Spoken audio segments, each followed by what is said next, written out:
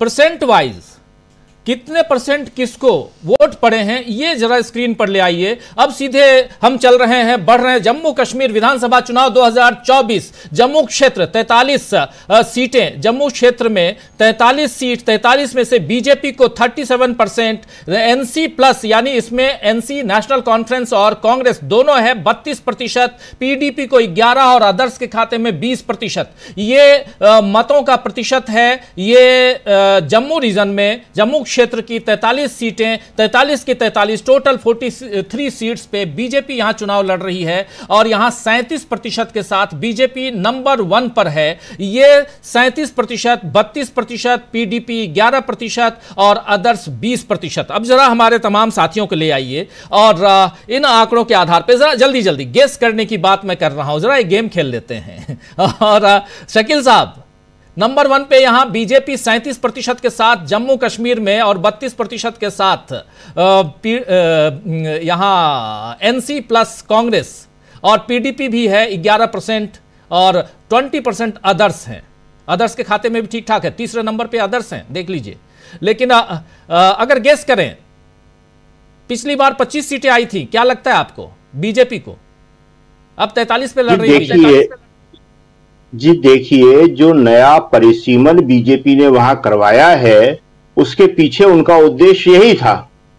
अब उद्देश्य में वो कितने कामयाब होते हैं, कितने नहीं होते हैं, ये 8 तारीख को ही मालूम पड़ेगा। ये एक अंदाजा है, एग्जिट पोल है। देखिए, जो 43 सीटों का आप जिक्र कर रहे हैं, ये 43 सीटें वास्तव में पहले 37 हुआ करती थी, 37, और परिसीमन के बाद वहां पे बीजेपी ने इसको 6 बढ़ा दी। उसमें जम्मू में 6 सीटें बढ़ा के 37 से ये 43 पर ले आए। और परिसीमन कश्मीर में भी हुआ, लेकिन परिसीमन में कश्मीर में वहां पे जो 46 थी 46, उसमें केवल 1 सीट बढ़ाई उन्होंने। 46 को कितना किया, 47, और 37 को किया इन्होंने 43। और अगर आप देखेंगे कि जो आबादी है वो कश्मीर में ज्यादा है, तो अब 44% के करीब जम्मू में आबादी बताई जाती है, 44% जी। और 44% के लिए आबादी के लिए 43 सीटें, और कश्मीर में आबादी बताई जाती है जो कि 56%, 56%, और 56 के लिए केवल 47। तो ये बीजेपी का जो गेम प्लान है, ये लोगों को बांटने वाला, ये जम्मू कश्मीर की जनता को कभी स्वीकार्य नहीं होगा। वो जम्मू कश्मीर में एक ऐसा खेल खेल रहे हैं जो इस सीमावर्ती राज्य में कभी किसी सरकार ने, कभी किसी प्रधानमंत्री ने नहीं खेला। हर प्रधानमंत्री हमेशा यह बात कहता रहा कि जम्मू कश्मीर के चुनाव देश के चुनाव हैं, जम्मू कश्मीर में मेरी पार्टी चुनाव नहीं लड़ रही है। लेकिन यहां तो मोदी जी कह रहे हैं कि मेरी पार्टी पहली बार यहां सरकार बनाएगी, बीजेपी पहली बार सरकार बनाएगा। उनका बहुत बड़ा सपना है ये कि मुस्लिम बहुल जम्मू कश्मीर में एक हिंदुत्ववादी पार्टी जो है वो अपनी सरकार बना ले।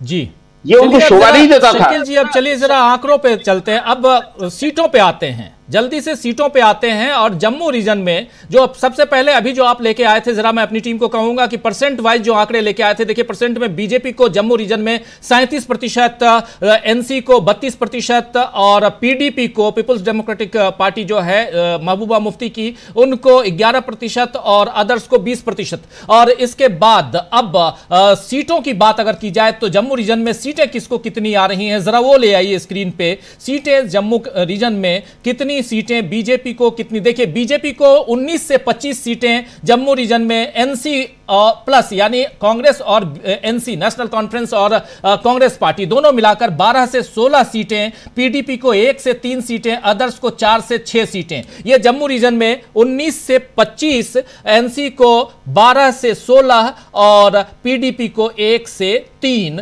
अदर्स को 4 से 6। अब जरा जल्दी से जलील साहब के पास आना चाहता हूं, फिर हमारे तमाम साथियों के बीच। जलील साहब, जरा आप मुस्कुरा रहे हैं देखकर, क्या आपको भी ऐसा ही लग रहा था, ऐसा ही हो रहा है या कुछ और सोचा था आपने? नहीं, बिल्कुल सटीक वही कुछ है। मैं बड़ा ईगर था देखने के लिए कि क्या निकलेगा। तो हमारा इधर जो अपना हम लोगों ने ये अनुमान लगाया था, उसके हिसाब से बीजेपी को 15 से 20 और कांग्रेस को 10 से 15 और एनसी को 30 के आसपास। वो अदर्स का वही 5 का ये है, और पीडीपी को 2 से 3। मेरे ख्याल से ये काफी मिलता जुलता है। जी जी बिल्कुल, काफी मिलता जुलता है। और ये अभी कश्मीर रीजन जो है वो बाकी है, कश्मीर बाकी है। जम्मू है, जम्मू की 43 सीटें, कश्मीर की 47 सीटें आप जानते हैं, और जिसपे कुछ करेक्शन भी किया था थोड़ी देर पहले जलील साहब ने। अब शकील जी जल्दी से आपके पास आना चाहता हूं, फिर प्रशांत जी हैं, हमारे तमाम साथी हैं, प्रोफेसर रविकांत जी हैं, सबके पास आता हूं, डॉक्टर राकेश पाठक जी हैं, सब जुड़े हुए हैं। शकील जी जल्दी से इन आंकड़ों को आप देख रहे हैं, जरा एक बार जी जलील जी कुछ जोड़ना चाहते हैं। जी जलील जी। यहाँ आप जो एग्जिट पोल आया है इसके बारे में, बीजेपी के आउटकम के बारे में, उसमें 5 और जोड़िए आप। अच्छा हाँ, ये 5 बिल्कुल जोड़ेंगे क्योंकि 95 है, बिल्कुल आप सही कह रहे हैं। जी उसके बारे में जरूर बात होगी जो आपने कहा, क्योंकि वो नॉमिनेटेड 5 सीटें हैं, नॉमिनेटेड है। हर तरह की कोशिश है। मैं इसके लिए बीजेपी को बधाई भी दूंगा कि उन्होंने जम्मू को बिल्कुल नहीं छोड़ा, बिल्कुल भी वहां पे उन्होंने they did not let the guard go of, और उसके रिजल्ट आ रहे हैं, और ये बड़ी हद तक छाप डालेंगे जो अगली हुकूमत बनेगी उसमें। उसमें काफी असर रसूख होगा इसका। बिल्कुल बिल्कुल बिल्कुल, जम्मू को बिल्कुल नहीं छोड़ा, लेकिन फिर भी क्या बीजेपी उतनी सीटें ला पा रही है कि सरकार पर काबिज हो पाए, ये बड़ा सवाल है। 90 + 5 95, उसके बाद भी अगर देखते हैं आप तो 48 सीटें चाहिए होती हैं, अगर उससे भी अगर उसका भी आप वो निकालिए तो 48-49 सीटें क्या इतनी बीजेपी ला पाएगी, या 46 सीटें खुद अपने दम पे ले आएगी? जलील साहब। देखिए राजीव जी,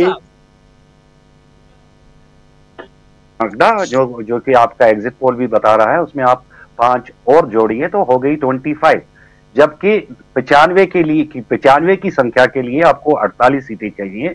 और इसमें जो अदर्स का रोल होगा वो काफी इंपॉर्टेंट होगा, और उनकी जो इंक्लिनेशन होगी वो साबित करेगी, वो एस्टैब्लिश करेगी कि हुकूमत किसकी बनेगी। उसमें अब जो बात आ रही है वो इस तरह की आ रही है कि कई पार्टियां जो हैं वो बीजेपी की बी टीम है, लेकिन जो ये सारी बी टीम्स की बात की जा रही है वो कश्मीर डिवीजन से हैं, और कश्मीर डिवीजन में जितनी भी ये सो कॉल्ड बी टीम्स का जिन पर इल्जाम लगा है, उन सब ने जो अपनी कैंपेनिंग की है वो बीजेपी के खिलाफ की है जी।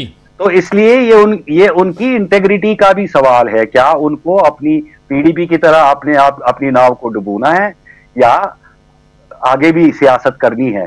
तो इसमें मेरे ख्याल से जो ज़हीन सियासतदान होंगे या ज़हीन पार्टी होगी, वो अपनी पॉलिटिकल डेथ नहीं लिखेगी, उस पर दस्तखत नहीं करेगी। यहाँ पे एक उम्मीद सी बन जाती है कि गठबंधन की सरकार बनेगी, हंग असेंबली होगी, और गठबंधन की सरकार में अलायंस का पलड़ा भारी रहेगा। अलायंस की सरकार आगे आएगी। बिल्कुल देखते हैं किसकी सरकार बनती है, या एनसी और कांग्रेस खुद सरकार बनाती है। ये अब जब हम श्रीनगर होते हुए यानी कि कश्मीर का जब हम पिटारा खोलेंगे तब पता चलेगा कि क्या यहां पर अलायंस की सरकार बनेगी, एनसी और कांग्रेस की, गठबंधन की, यानी या इनको किसी और का समर्थन चाहिए होगा, या इन सब के साथ बीजेपी सरकार बनाएगी। क्या कुछ होगा थोड़ी देर में पता चल जाएगा आपको। शकील जी आपके पास जम्मू रीजन के आंकड़े हैं, इन आंकड़ों के आधार पर आपकी पहली प्रतिक्रिया जल्दी से, उसके बाद आपके बाद प्रशांत टंडन जी के पास आता हूं और डॉक्टर राकेश पाठक जी के पास। शकील जी।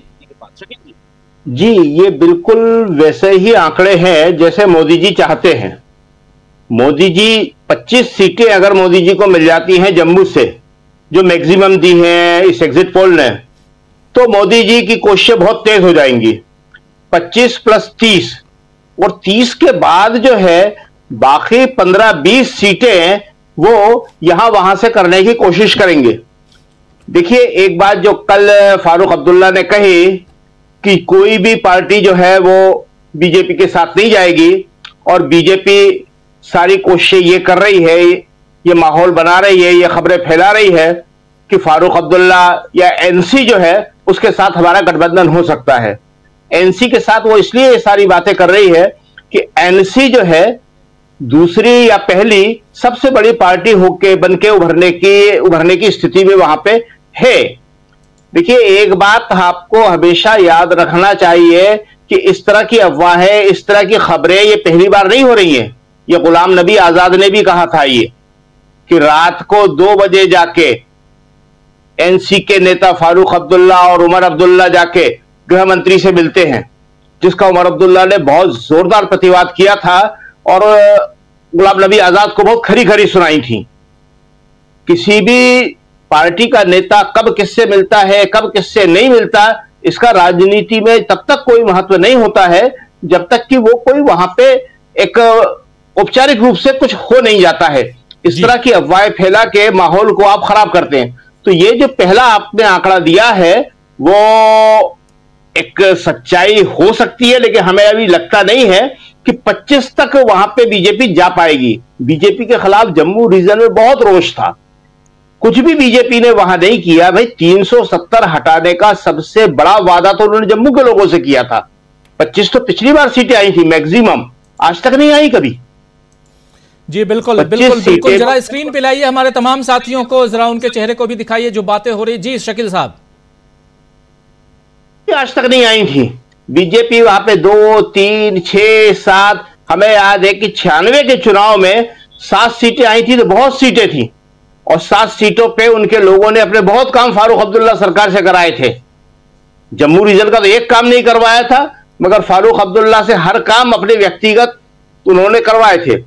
तो बीजेपी को लेके वहां पे कभी कोई बड़ा उत्साह नहीं रहा है, जबकि कांग्रेस वहां की एक नेचुरल पार्टी के तौर पे जम्मू में हमेशा रही है। मगर इस बार कुछ सीट डिस्ट्रीब्यूशन भी ऐसा हुआ कि जम्मू में कांग्रेस थोड़ी सी जो है असंतुष्ट रही, और कई ऐसी सीटें थी जो कांग्रेस की थी या कांग्रेसी इजी तौर पे जीत सकते थे, वो एनसी को भी दे दी गई। अब खैर वो सब जो कुछ था वो मिला जुला के हो चुका है। लेकिन अब जो है मोदी जी की जो पूरी उम्मीदें हैं, और उम्मीदें नहीं कहना चाहिए, उसके लिए सही शब्द है कि वो तोड़फोड़, उन्हें पकड़ना, वो मोदी जी कश्मीर से करेंगे और जम्मू में जो अदर्स आ रहे हैं ये उनमें से करेंगे। और एक बात हम कह दें कि आज की तारीख में जम्मू कश्मीर में सिर्फ एक पार्टी ऐसी है जो किसी भी हालत में मोदी जी के साथ नहीं जाएगी। बाकी सबको लेके थोड़ा बहुत लोगों को शंका है, और वो सारी पार्टियां इससे पहले मोदी जी के साथ जा चुकी हैं। One and only Congress. बाकी फारूक अब्दुल्ला साहब बहुत बड़ी बड़ी बातें भी कर रहे हैं, लेकिन फारूक साहब जो हैं वो हम जानते हैं, उन्होंने हमसे ही कहा था अपने इंटरव्यू में 96 में कि साहब ये तो बीजेपी है, जम्मू कश्मीर की कोई भी पार्टी जो है। शकील साहब बहुत कुछ बदल चुका है 96 से अभी 2024 में हम हैं, बहुत कुछ बदल चुका है। कुछ नहीं बदला, 28 साल पुरानी बात कर रहे हैं आप। कुछ भी नहीं बदला है, कुछ भी नहीं बदला है। जो चीजें हैं वो अभी भी आज भी वैसी की वैसी हैं, समस्याएं वैसी हैं, चीजें वैसी हैं, और पॉलिटिशियन भी वैसे के वैसे ही हैं। ठीक है, उस पे 8 तारीख को बात करेंगे शकील साहब, उस पे 8 तारीख को बात करेंगे क्या कुछ होने जा रहा है। आज जरा आंकड़ों पे हम बात करें, जो आंकड़े हम लेके आ रहे हैं। जलील साहब कुछ जोड़ रहे हैं और साथ में जगमोहन ठाकिन साहब हमारे साथ जुड़ गए हैं। आपका स्वागत करता हूं जगमोहन साहब इस कार्यक्रम में। और बहुत मजेदार आंकड़े अभी आप लोगों के सामने आ रहे हैं, जरा इन आंकड़ों पे हम बात करें। जलील साहब जल्दी से, फिर प्रशांत टंडन जी। मैं शकील साहब की बात को जरा और आगे बढ़ाऊंगा। वो ये कि जम्मू कश्मीर में बीजेपी के बहुत स्टेक्स वाबस्ता हैं।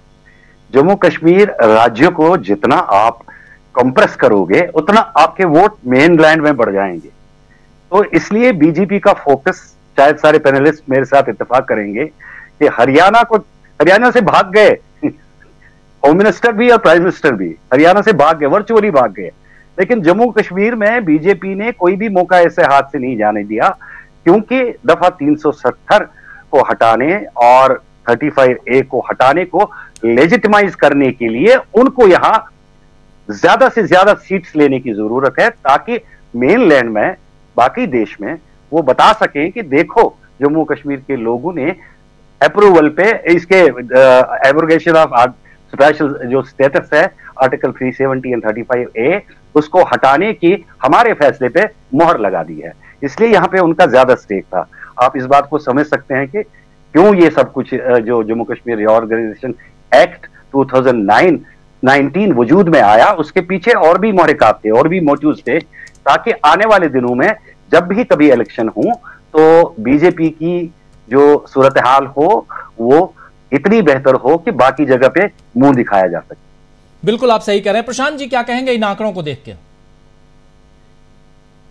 मैं थोड़ा सा डिसएग्री हूं इन आंकड़ों से राजीव जी, और अब देखते हैं 8 तारीख को फाइनली क्या आएगा, लेकिन मोटा मोटा जो अनुमान है वो ये है कि बीजेपी बढ़ी हुई डिलिमिटेशन के बाद बढ़ी हुई सीटों पे अपनी परफॉर्मेंस को दोहरा नहीं पा रही है। अगर वो दोहरा रही होती तो आपका जो रेंज है डेटा का वो बीजेपी को 25 से 27-28 सीटों तक ला रहा होता। अब आपने इसको 20 से 25 में रखा है। जरा इसमें एक चीज मैं आपको मतलब बता दूं कि जम्मू रीजन में, क्योंकि जम्मू रीजन की बात हो रही है, यहाँ 24 सीटें हिंदू मेजॉरिटी हैं और 13 सीटें मुस्लिम मेजॉरिटी सीट्स हैं। यानी 13 वो सीटें हैं जहाँ पे मुस्लिम मतदाता बहुसंख्या में है। बीजेपी इसमें भी 6 सीटें पिछली बार जीत कर आई थी और हिंदू मेजॉरिटी 24 सीटों में 11 में बीजेपी बहुत स्ट्रांग दिखाई देती है। तो अगर आपके आंकड़ों को मैं मानूं, ये एग्जिट पोल के आंकड़ों को, तो बीजेपी मुस्लिम इलाकों में बहुत अच्छा परफॉर्म नहीं कर पा रही है जैसा कि पिछली बार उसने किया था। इसमें वो सीटें भी शामिल हैं जो रिजर्व एसटी रिजर्व सीटें हैं, जहां पे 6 सीटों में 3 में पहाड़ी कैंडिडेट बीजेपी ने दिए हैं। और उसकी वजह से आपको याद होगा कि राहुल गांधी ने भी ये मुद्दा उठाया था कि लोगों को बांटने की कोशिश की जा रही है। तो देखते हैं कि रिजल्ट फाइनली क्या रहेगा, लेकिन मेरा अनुमान है कि अगर बीजेपी 19 से 25 के रेंज में है तो वो पहली बात कि अपनी पिछली परफॉर्मेंस को दोहरा नहीं पा रहे हैं, क्योंकि ये आंकड़ा 25 का मैक्सिमम आंकड़ा पिछली बार का है जब सीटें कम थी। अब 43 सीटें हैं, तो 43 सीटों के हिसाब से ये नेचुरल आंकड़ा बढ़ता तो 28 की रेंज में जाता, 25 से 28 की रेंज में जाता। जी अमलेंदु जी कुछ जोड़ना चाह रहे हैं? अमलेंदु जी बस केवल एक बात जोड़ना चाहता हूं कि जो लोकसभा का भी चुनाव होके चुका है और तब तक ये 370 हटाने का वादा दावा सब कुछ भी किया जा चुका था, उसमें जम्मू जो विधानसभा क्षेत्र लोकसभा क्षेत्र है उसमें बीजेपी को 1,70,000 वोटों का नुकसान हुआ 2019 के मुकाबले। 8,58,066 वोट मिले थे बीजेपी के कैंडिडेट को 2019 में और 2024 में मिले हैं 6,87,588। तो इससे समझा जा सकता है कि बीजेपी डिक्लाइन की तरफ है जम्मू रीजन में भी, जो मुझको लगता है राजीव जी और जो हमारा बता भी रहा है एग्जिट पोल कि 19 हम दे रहे हैं, 19 से जो 25 का दे रहे हैं, यानी 19 जो मिनिमम है उसका अगर मीन भी आप निकाल लीजिए तो वो जाकर के 2223 के आसपास जाकर ठहरता रहेगा। बिल्कुल बिल्कुल आप सही कह रहे हैं। और 19 और 25 के बीच यानी कि यहाँ पर 22 के आंकड़े अगर मीन निकाला जाए तो 22 सीटें आती हुई दिखाई दे रही हैं, जो 25 नहीं हैं बीजेपी के लिए। और एनसी और कांग्रेस का जो दोनों मिलाकर यहाँ 12 से 16 है, जिसको अगर मीन निकाले तो 14 यहाँ पे बनता है। पीडीपी को 2 सीटें ऐसे बनती हैं और 3 सीटें बनती हैं अदर्स के खाते में। ये सब कुछ इस पे हम अभी चर्चा करेंगे। जगमोहन साहब के पास जल्दी से आना चाहता हूँ, एक ओपनिंग कमेंट। जगमोहन साहब आप जब जुड़े हैं तो हम लोग बहुत कुछ चर्चा कर चुके हैं, उसमें जम्मू कश्मीर में से भी देखिए जम्मू रीजन में जो सीटें आ सकती हैं एग्जिट पोल के हिसाब से वो हम यहां पर लेके आए हैं। इस पर आपकी पहली प्रतिक्रिया समझना चाहता हूं, जानना चाहता हूं। बहुत नजदीक से आप जानते हैं जम्मू कश्मीर को, उस हिसाब से भी समझो कि और अब डिलिमिटेशन 370 35A ये सारी चीजें जो हैं वो हैं, उसके बाद ये आंकड़े हैं सामने। इसमें ऐसा है कि जो 370 धारा है इसका शायद इतना इफेक्ट है नहीं जो है इसका, मेरे विचार से, क्योंकि जो वहाँ के लोकल लोग हैं वो ज़्यादा इसको प्रेफरेंस नहीं देना चाहते थे कि भाई 370 हटे। उससे शुभ नहीं लगता है, मुझे नहीं लगता कि भाई बीजेपी इस हद तक आगे बढ़ पाएगी, इसमें सत्ता के लेवल तक पहुँच पाएगी, शायद ऐसा नहीं लगता। जी जी, सत्ता तक नहीं पहुंच पाएगी। यहाँ बहुत मैक्सिमम बीजेपी को आती हुई दिख रही हैं। तो 25 सीटें जो डीलिमिटेशन के बाद जब 36 थी तब 25 आई थी, और इस बार अगर 43 है और मैक्सिमम 25, तो क्या बीजेपी का परफॉर्मेंस वही है? बिल्कुल नहीं है। और जो बात यहाँ पे कह रहे थे प्रशांत टंडन जी भी। जल्दी से डॉक्टर साहब, डॉक्टर राकेश पाठक जी, आपकी प्रतिक्रिया इस पे, इन आंकड़ों पे, जम्मू कश्मीर में जम्मू से जब हम कश्मीर की तरफ बढ़ेंगे तब पूरी तस्वीर सामने आएगी। लेकिन आपसे बातचीत करते करते हम बाकी चैनल्स पर भी नजर डाल रहे थे। एक तो बधाई के इस वक्त बहुत ज्यादा बड़ी संख्या में लोग डीवी लाइव को हमें देख रहे हैं, सुन रहे हैं। बाकी चैनलों की तुलना में बहुत आगे है इस वक्त दर्शकों के लिहाज से। तो इस चुनाव में अभी जब थोड़ी देर बाद अब कश्मीर के आंकड़े खोलेंगे, वो पेटी खुलेंगी हमारी एग्जिट पोल की, तब समझ में आएगा। लेकिन जो मैं अभी देख आया हूं बाकी चैनल्स पर, उससे ऐसा लग रहा है नेशनल कॉन्फ्रेंस और कांग्रेस बढ़त लेती हुई दिख रही है। जी, एक दो सवाल अभी बाकी रह गए, जलील साहब उसका उत्तर ठीक दे पाएंगे। गुलाम नबी आजाद साहब जैसे लोगों का राजनीतिक भविष्य 8 तारीख के बाद क्या बचेगा, इसका जवाब जरूर हमारी तरफ से आप जलील साहब से पूछिएगा। मुझे लग रहा है आज का दिन, आज की रात और 8 तारीख को पेटियां, मशीनें खुलने तक बहुत ज्यादा बेचैनी रहने वाली है। झंडेवालान से लेकर दीनदयाल परिसर तक, 7 लोक कल्याण से लेकर 10 जनपद तक, सब जगह ये बेचैनी अभी रहने वाली है। क्योंकि इसमें ब्रांड मोदी की भी अग्नि परीक्षा है, उनके मुद्दों की भी अग्नि परीक्षा है। जैसा कि अभी कहा जगमोहन साहब ने कि 370 को लेकर वहां कोई इतना दिलचस्पी नहीं थी, लेकिन बाकी देश के सामने तो ये संदेश जाएगा सर कि आखिर जिसके नाम पर पूरे देश में ढोल बजाया गया, अगर उसे जम्मू कश्मीर के लोगों ने ही स्वीकार नहीं किया, जम्मू कश्मीर के पूर्ण राज्य के दर्जे की बहाली का मुद्दा भी आएगा। और हम अपनी बातचीत में लद्दाख को भूल रहे हैं सर। सोनम वांगचुक के धरने, अनशन, उनकी पदयात्रा पर भी 1-8 मिनट में हमारे कश्मीर के साथी अगर बातचीत कर लें तो बेहतर होगा। फिलहाल मुझे लग रहा है कश्मीर की पेटियां अभी आपके सर्वे की खुल जाए तो और हम बातचीत करें। बिल्कुल बिल्कुल बिल्कुल। आपका जवाब जो है, जो अभी हालांकि जलील साहब देंगे गुलाम नबी आजाद के बारे में, लेकिन गुलाम नबी आजाद साहब पहले ही जवाब दे चुके हैं। वो बता चुके हैं कि अब उनके लिए समय ठीक नहीं है, और वो उस समय खुद को उन्होंने बताया कि मैं बीमार हूं और प्रचार के लिए नहीं जा सकता हूं। इसका मतलब आप समझ सकते हैं कि ये इससे बड़ा मौका क्या हो सकता है। लोग कोरोना काल में भी निकल के कहीं ना कहीं इधर उधर जाके अपना काम कर लेते थे, लेकिन ये तो चुनाव का वक्त है। और वैसे में अपने साथियों को उन्होंने साफ साफ जब कह दिया था कि आप अपने दम पे चुनाव लड़ सकते हैं तो लड़िए, वरना आप विड्रॉ कर सकते हैं। हमारे साथ जुड़ गए हैं श्रवण गर्ग साहब। गर्ग साहब, आपका स्वागत करता हूं इस कार्यक्रम में। बहुत मजेदार दिन है गर्ग साहब, मजा आता है, थोड़ा थोड़ा इन आंकड़ों के खेल को समझते हैं और उस पर विश्लेषण होता है तो मजा भी आता है। ये आंकड़े अभी हम लोग गर्ग साहब जम्मू कश्मीर के, और उसमें से भी जम्मू रीजन के आंकड़े हैं, जिसमें बीजेपी को 43 सीटों में से बीजेपी को 19 से 25 सीटें, अगर मीन निकाला जाए तो 22 सीटें, और एनसी और कांग्रेस पार्टी दोनों को मिला के 12 से 16 सीटें, और पीडीपी को 1 से 3, जबकि अदर्स के खाते में 4 से 6 ये आंकड़े हैं। इस पर एक छोटी सी प्रतिक्रिया आपकी भी चाहूंगा, फिर हम लोग सीधे कश्मीर की तरफ चलेंगे और कश्मीर के आंकड़ों को लाके दोनों को क्लब करके फिर उस पर बात करेंगे विस्तार से। थोड़ा एक छोटी सी प्रतिक्रिया इस पर। देखिए, जो आपके चैनल पे जो मैं देख रहा हूं आंकड़े, और जो मैंने दूसरे चैनल्स पे देखे हैं, ये टोटल रिजेक्शन है जो जम्मू कश्मीर को लेकर केंद्र की पॉलिसीज हैं उसका। जम्मू कश्मीर में करीबन 19 सीटों पर बीजेपी ने कैंडिडेट्स खड़े ही नहीं किए। तो जो बीजेपी मानती है कि जम्मू कश्मीर भारत का हिस्सा है, जो कहती है 370 हटाया है हमने, और वो भारतीय जनता पार्टी लोकसभा में, आप ये कुछ मुझे हस्तक्षेप कर रहे हैं बीच में, इनको सुन लें पहले। एक मिनट जलील साहब रुकिए, आपके पास आता हूं, 1 मिनट आता हूं पहले थोड़ा सा, क्योंकि हम लोगों की चर्चा का जो क्रम है वो बीच में हस्तक्षेप का नहीं, आप बोलिएगा तो प्लीज आता हूं आपके पास। जी गर्ग साहब प्लीज।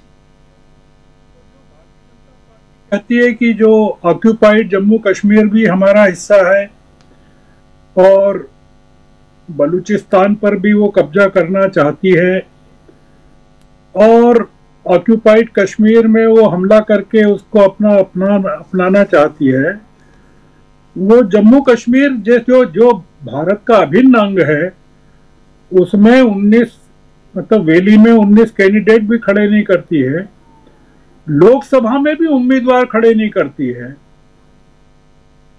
और 370 को इश्यू बनाती है, नेशनल इश्यू बनाती है, डिवीजन के लिए, भारत के डिवीजन के लिए बनाती है। तो कश्मीर में हम समझ सकते हैं कि भारतीय जनता पार्टी की प्रॉब्लम क्या है। हम ये जानना चाहते हैं कि उसको जम्मू में 43 में से 43 सीटें क्यों नहीं मिली है।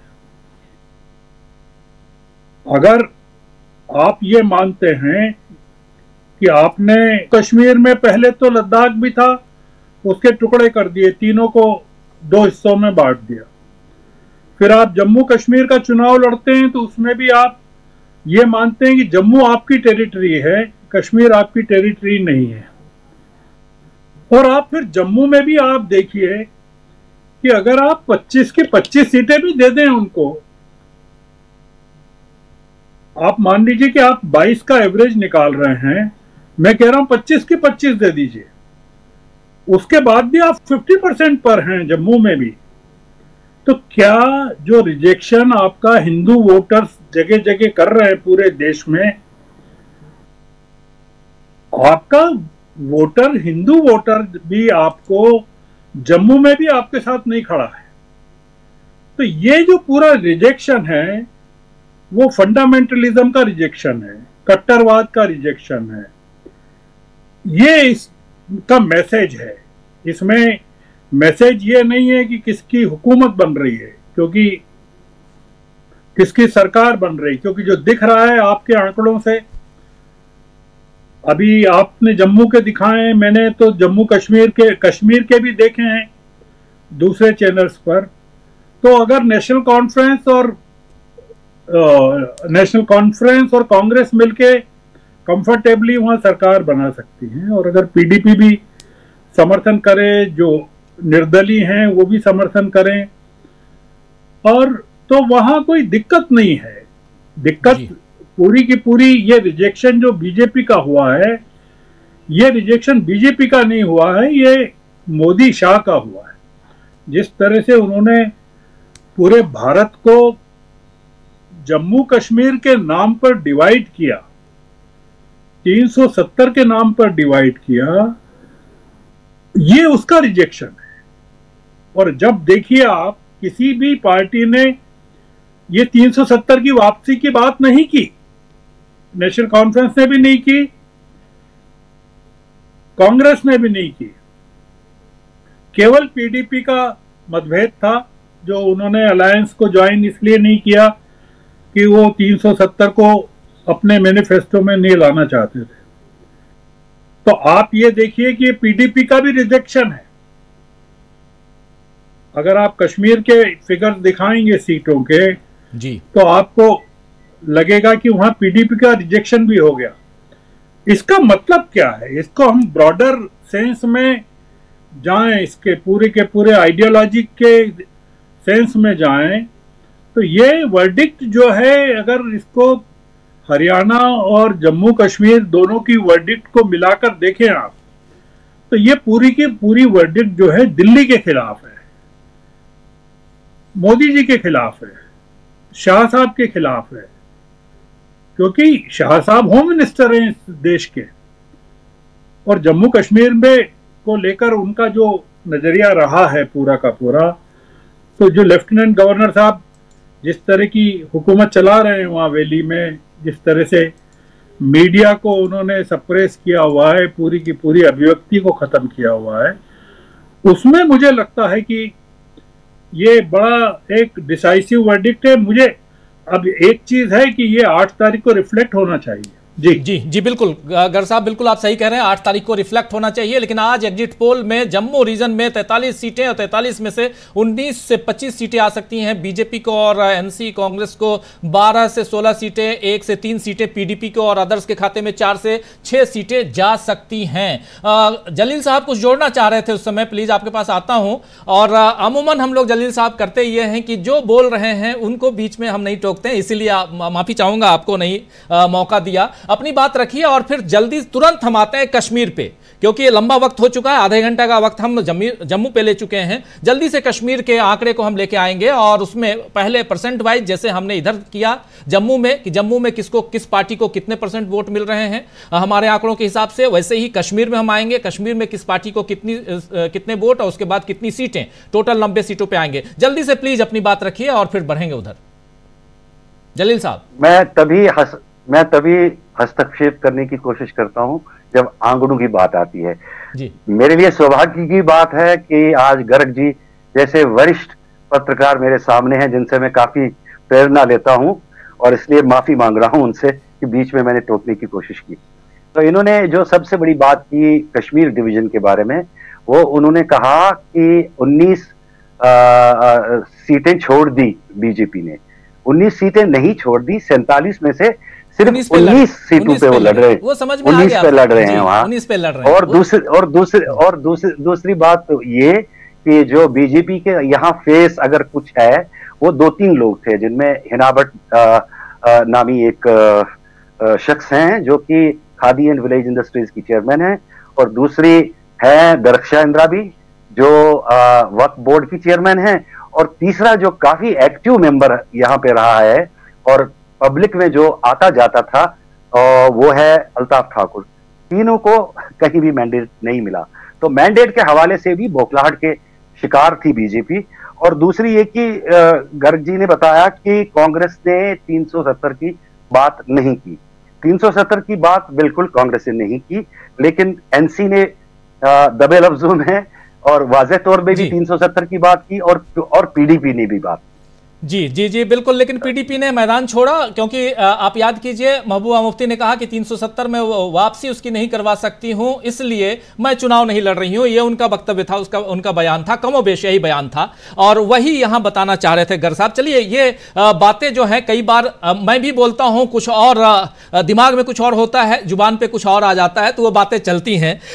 लेकिन और हमारे दर्शक भी बहुत इन चीजों को अच्छी तरह से समझते हैं, वो जानते हैं कि कहना क्या चाह रहा है। तो इसलिए अब बढ़ते हैं आगे, और जरा कश्मीर में हम जो 47 सीटें हैं, 47 सीट्स, उसमें किसको कितने परसेंट, किस पार्टी को कितने परसेंट वोट मिल रहे हैं ये देखिए। बीजेपी को 3% कश्मीर में, जहां वहां 37, यहां 3%। एनसी प्लस कांग्रेस पार्टी को 44%, पीडीपी को 21, अदर्स को 32। यानी कश्मीर के रीजन में अगर देखा जाए तो यहां एक सवाल, बहुत बड़ा सवाल आएगा कि क्या बीजेपी के कैंडिडेट अपनी जमानत बचा पाएंगे।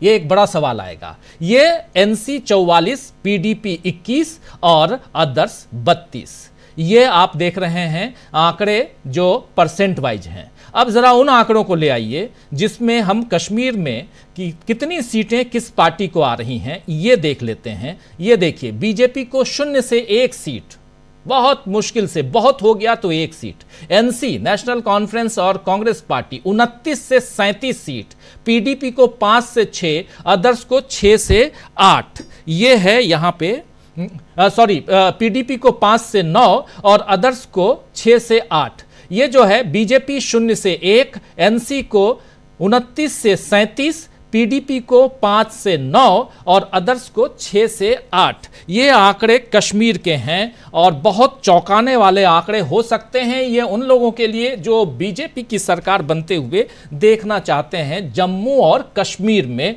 जिसे अब यूटी बना दिया गया है। और 90 की 90 सीटों का अब सूरत हाल आपके सामने है। बीजेपी 20 से 25 सीटें, वही उसमें कुछ परिवर्तन ज्यादा नजर नहीं आ रहा है। लेकिन उसके अलावा आप देखें तो एनसी को 41 से 53, 41 to 53, पीडीपी को 6 से 12 और 10 से 14 यहां अदर्स को। अब इसके साथ जरा शकील जी सबसे पहले आपके पास आना चाहता हूं, फिर तमाम हमारे साथियों के बीच। जम्मू कश्मीर का पूरा आंकड़े जो है, पूरे कितनी सीटें और कौन सरकार, इस हिसाब से एनसी सत्ता पर काबिज होती हुई, यानी कि गठबंधन जो है वो सत्ता पर काबिज होते हुए दिखाई दे रहा है। सरकार बनाने के लिए 46 चाहिए और यहां 53 मैक्सिमम, मिनिमम 41 ये है। और जहां तक दोनों का मीन निकाला जाए तो 44 और मतलब ये लगभग उस बराबर हम पहुंच रहे हैं, ये देख रहा हूं एनसी और आईएनसी की बात की जाए तो। शकील जी,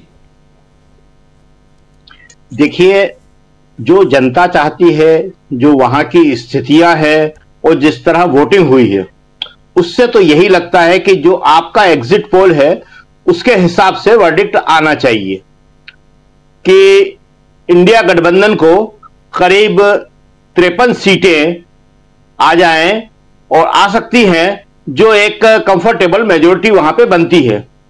लेकिन आंकड़ों से जम्मू कश्मीर की स्थिति सही तरीके से पेश होना थोड़ा मुश्किल इसीलिए लगता है कि वहां पे जिस तरह से पूरे दांव चल रहे हैं, जो पूरा का पूरा खेल है वो कुछ और है। और इसीलिए जो है कि अगर जो सीटें हैं मेजोरिटी से थोड़ी भी कम रहती हैं इंडिया गठबंधन की, तो वो खेल शुरू हो सकता है। लेकिन अभी हम इस एग्जिट पोल के हिसाब से यही मान के चलते हैं कि एनसी और कांग्रेस जो है वो एक मेजोरिटी ले आएंगे, और अगर मेजोरिटी ले आएंगे तो एक उनकी सरकार जो है वो आसानी से बन जाएगी। लेकिन सरकार बन जाएगी, उसके बाद वो सरकार को किस तरह से मोदी जी चलाने देंगे, एलजी चलाने देंगे, ये सारी समस्याएं बहुत महत्वपूर्ण हैं। देखिए, जम्मू कश्मीर को सिर्फ चुनाव के नजरिए से, चुनाव तो उन्होंने 10 साल नहीं कराया, इसीलिए नहीं कराया।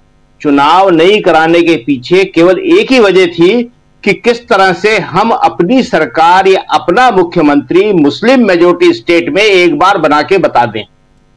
मोदी जी के जीवन की एक अभिलाषा थी 370 खत्म कर दें, मगर 370 खत्म करने से वो इश्यू न देश में कहीं बन पाया, न जम्मू कश्मीर में कहीं बन पाया। ठीक है, 370 खत्म हो गई, इशू सबसे बड़ा बना पूर्ण राज्य। कश्मीर के लोग भी आज जो है ईमानदारी से इस बात को जानते हैं कि 370 ने उन्हें कुछ भी नहीं दिया था, उन्हें कोई भी फायदा नहीं था। लेकिन यह बात भी वो अच्छी तरह जानते हैं कि 370 खत्म होने का मतलब बीजेपी उन्हें यह बताना चाह रही है कि तुम लोगों का महत्व हमारे लिए कुछ नहीं है। इसलिए एक इमोशनल इशू बन जाता है कि आपने बिना हमारी मर्जी के, बिना हमसे पूछे अगर यह प्रस्ताव किसी दिन विधानसभा में पास करवा लेते, वो विधान परिषद में पास करवा लेते जम्मू कश्मीर की, और फिर हटा देते, तो इतना बड़ा विवाद कभी बनता नहीं। वो जम्मू कश्मीर के लोग खुद कहते कि हटा दीजिए, हमें क्या चाहिए इसमें, हमें क्या मिल रहा है इसमें से, कुछ नहीं मिल रहा है इसमें से।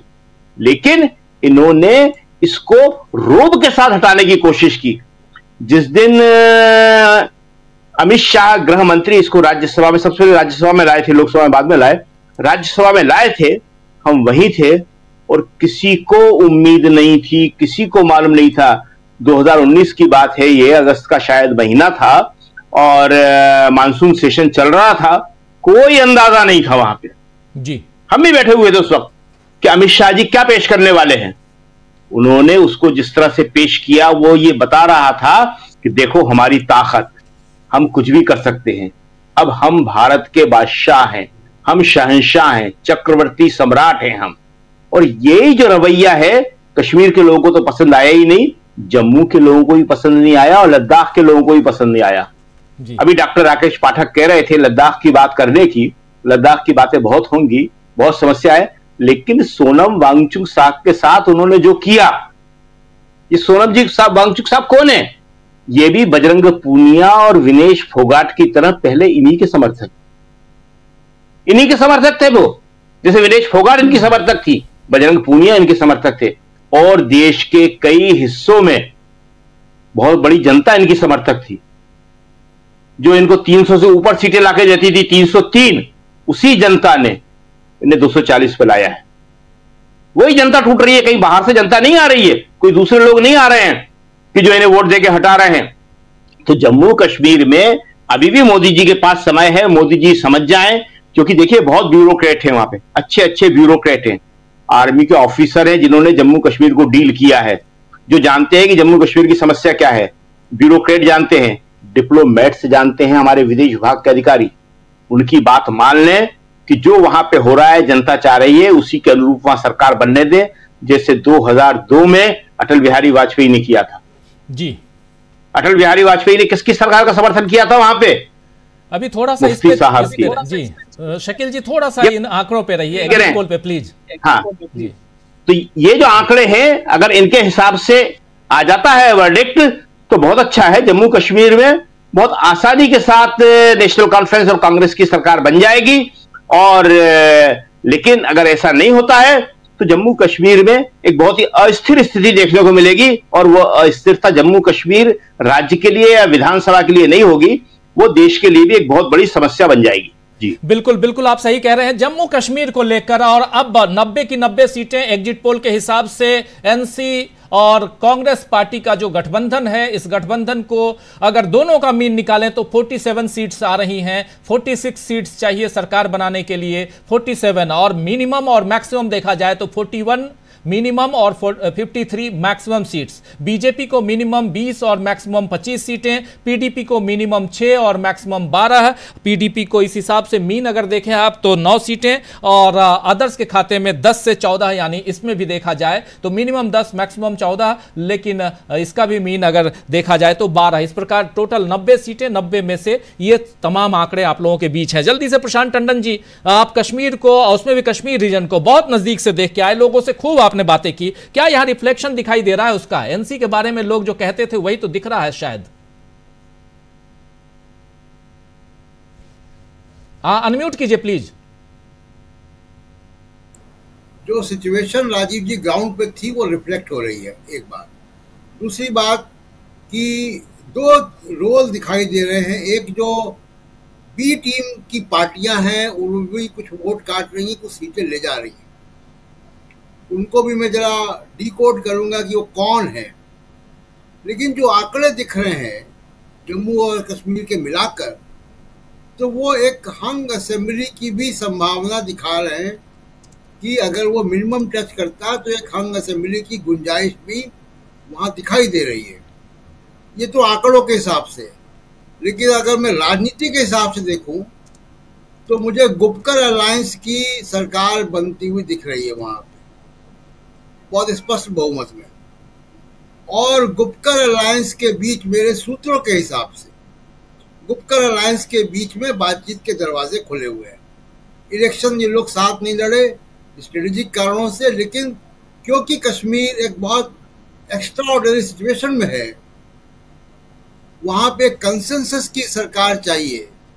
और खासकर ऐसी स्थिति में जब एलजी वहां पे है, फुल स्टेटहुड नहीं है, और ऐसी स्थिति में मुझको ऐसा लगता है कि जो पॉलिटिकली वाइज होगा, पॉलिटिकली उसको कहे कि संभावना, वो गुपकर अलायंस की सरकार की दिखाई दे रही है जी। एक बात। दूसरी बात कि पीडीपी वहां पे किंग मेकर, मैंने पहले कह दिया कि गुपकर अलायंस में वो पीडीपी भी शामिल थी, और उसकी मिल के सरकार वहां पे बन सकती है। अदर्स में देखिए, अगर सिचुएशन आती है कि बीजेपी अगर कोई कोशिश भी करती है तो वो किसके साथ करेगी? देखिए, पीडीपी बीजेपी के साथ नहीं जाएगी। उसको अगर लॉन्ग टर्म पॉलिटिक्स करनी है, उनको लॉन्ग टर्म पॉलिटिक्स करनी है, क्योंकि महबूबा मुफ्ती ने इल्तिजा मुफ्ती को अपनी बेटी को आगे कर दिया है, जिनके पास अभी राजनीति के 30, 35, 40 साल हैं, यंग है वो।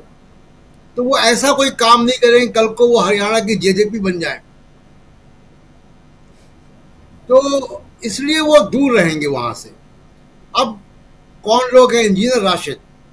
इंजीनियर राशिद के साथ अगर बीजेपी ने कोशिश भी की, सरकार बनाने की बात तो दूर है, अगर कोशिश भी की, बयानबाजी भी हुई, कोई बातचीत भी हो गई, सूत्रों के हिसाब से भी खबरें अगर आ गई, तो बीजेपी का हिंदी बेल्ट में और महाराष्ट्र और झारखंड में राजनीति बड़ी मुश्किल हो जाएगी।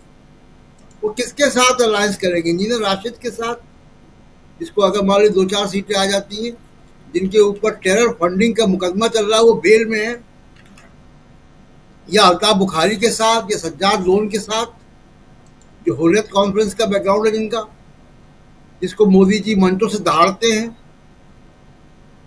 तो संभावना वहां पे जो दिख रही है पॉलिटिकली, वो संभावना दिख रही है कि गुपकर अलायंस एक बार फिर साथ में आएगा, अगर हंग असेंबली बनती है तो।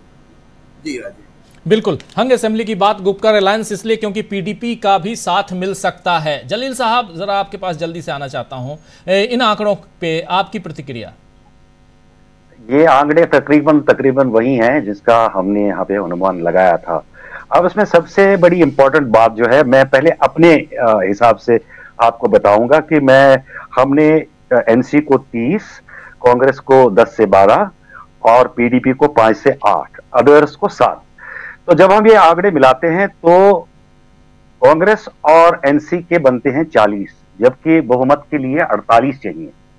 और आपको यहां पर ये याद रखना चाहिए कि गुपकार अलायंस छोड़ के आप अगर देखेंगे तो Mehbooba Mufti is still in India alliance.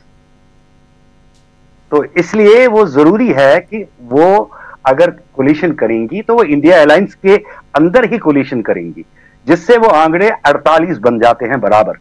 आपका जो एग्जिट पोल है इसमें तो बहुत ज्यादा है और हम उम्मीद यही करेंगे कि आपका एग्जिट पोल ही सही हो, लेकिन हमारे में थोड़ा अंतर है। उसके हिसाब से भी 3 पार्टियां, अगर हंग असेंबली भी होगी तो 3 पार्टियां बनाने की पोजीशन में हैं, वो है एनसी, कांग्रेस और पीडीपी। उसमें एक और शख्स को आप मिलाइए, वो सीपीआईएम के यूसुफ तारिगामी हैं, जिनका कि कुलगाम में बड़ा स्ट्रांग होल्ड है। बहुत बड़े मर्तबे के लीडर हैं, काफी एक्सपीरियंस और मजे हुए लीडर हैं, और अपने इलाके में उनका काफी असर रसूख है और आज तक हारे नहीं है। तो यह एक और सीट वो भी मिला लीजिए। तो इस तरह से आप जो टंडन जी ने कहा कि असेंबली के हंग होने के इम्कानात हैं, मगर उसमें जो इंडिया अलायंस की बात करेंगे हम, कांग्रेस और एनसी के अलायंस की बात नहीं, बल्कि हम नेशनल कॉन्फ्रेंस की बात नहीं, बल्कि हम पीडीपी को भी उसमें मिलाएंगे, सीपीआईएम को भी उसमें मिलाएंगे, तो हुकूमत बनाने में कोई मुश्किल दरपेश नहीं होगी। और जहां तक बीजेपी की बात है, वो टंडन जी ने बताया कि एजेंट रशीद जो बंद थे वो टेरर फंडिंग के केस में बंद थे, तो लॉजिकली बीजेपी उनके साथ तो जा नहीं सकती है। और इसी तरह से जमात इस्लामी की तरफ से अगर कुछ लोग आएंगे तो वो भी इंडिया विरोधी थे, तो उनके लिए ये गले की हड्डी साबित हो जाएंगे। इसलिए जितनी भी पॉसिबिलिटी यहाँ पे दिखाई दे रही है, वो यही दिखाई दे रही है कि India alliance is in better position to form a government in Jammu and Kashmir rather than BJP. और बीजेपी का कोई है ही नहीं, कोई हलीफ, कोई अलायंस में ऐसा कोई उनके साथ जो जा सके या जिसके जाने की पोजीशन हो या जिसके जाने के लिए रास्ता हमवार हो। ताहम जो दफा 370 की यहाँ पे बात चली और आर्टिकल 35A की बात चली, सब कुछ उसी पे आधारित है। सब कुछ जम्मू में भी अगर कोई वोट मुखालफत में पड़ता है, वो भी उसमें भी उसका जज्बा पीछे है, और कश्मीर में तो है ही है।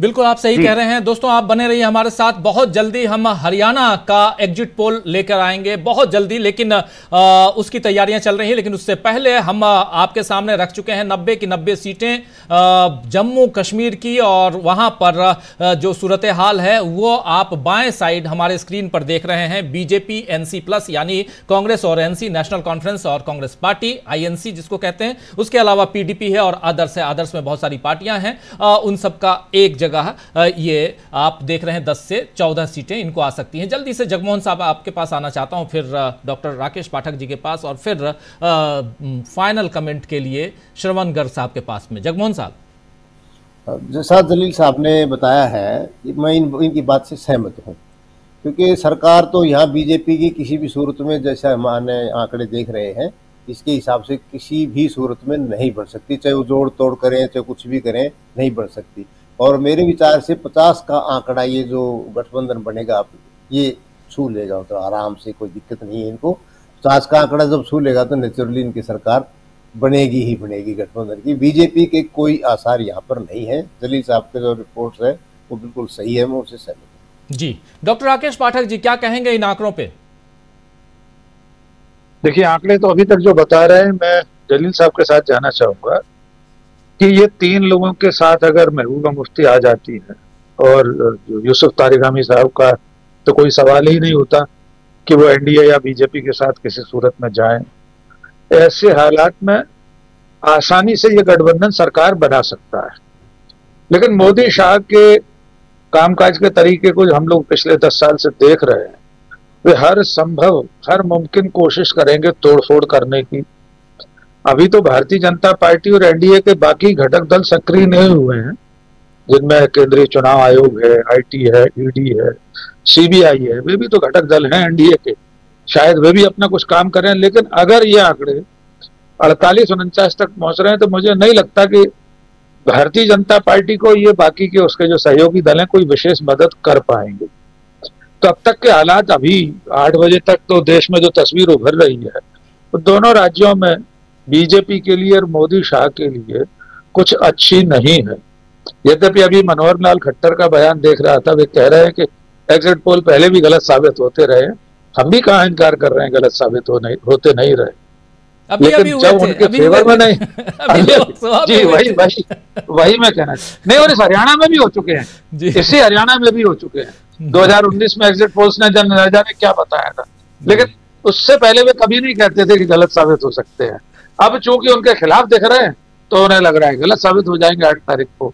लेकिन चूंकि इस वक्त हम देख रहे हैं जितने न्यूज चैनल्स हैं, जितने यूट्यूब चैनल्स हैं, जितने स्वतंत्र पत्रकार हैं, सबके आंकड़े इन दोनों राज्यों में लगभग मिलते जुलते हैं।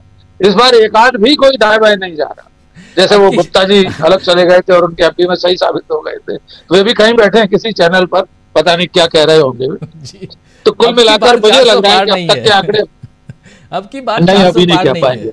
जी जी बिल्कुल। गर्ग साहब आपके पास आना चाहता हूं, और इन आंकड़ों पे आपकी प्रतिक्रिया, इस पे बहुत इंपॉर्टेंट प्रतिक्रिया इसलिए भी क्योंकि देखिए हम लोग भी जब मैं और प्रशांत टंडन जी हमारी टीम जब हम लोग घूम रहे थे तो एक बात यहाँ साफ साफ समझ में आ रही थी। लोग कह रहे थे कि ये चुनाव 370 पे है, और नरेंद्र मोदी जी भी इधर 370 पे चुनाव लड़ रहे थे, वो भी कह रहे थे 370, रेफरेंडम 370। और उस लिहाज से भी देखा जाए, क्योंकि वहाँ जब जाइए आप तो वहाँ 370 के खिलाफ पहली बार मौका मिला है अपनी आवाज़ बुलंद करने का, तो वो कर रहे हैं, और यहाँ कह रहे हैं कुछ और बातें। इसलिए भी ये बहुत महत्वपूर्ण है, और यहाँ से एक रिफ्लेक्शन होगा महाराष्ट्र और झारखंड की ओर भी हम देखेंगे, उस पर भी चर्चा करेंगे बाद में। लेकिन इस पर आपकी प्रतिक्रिया। अनम्यूट कर लीजिए प्लीज।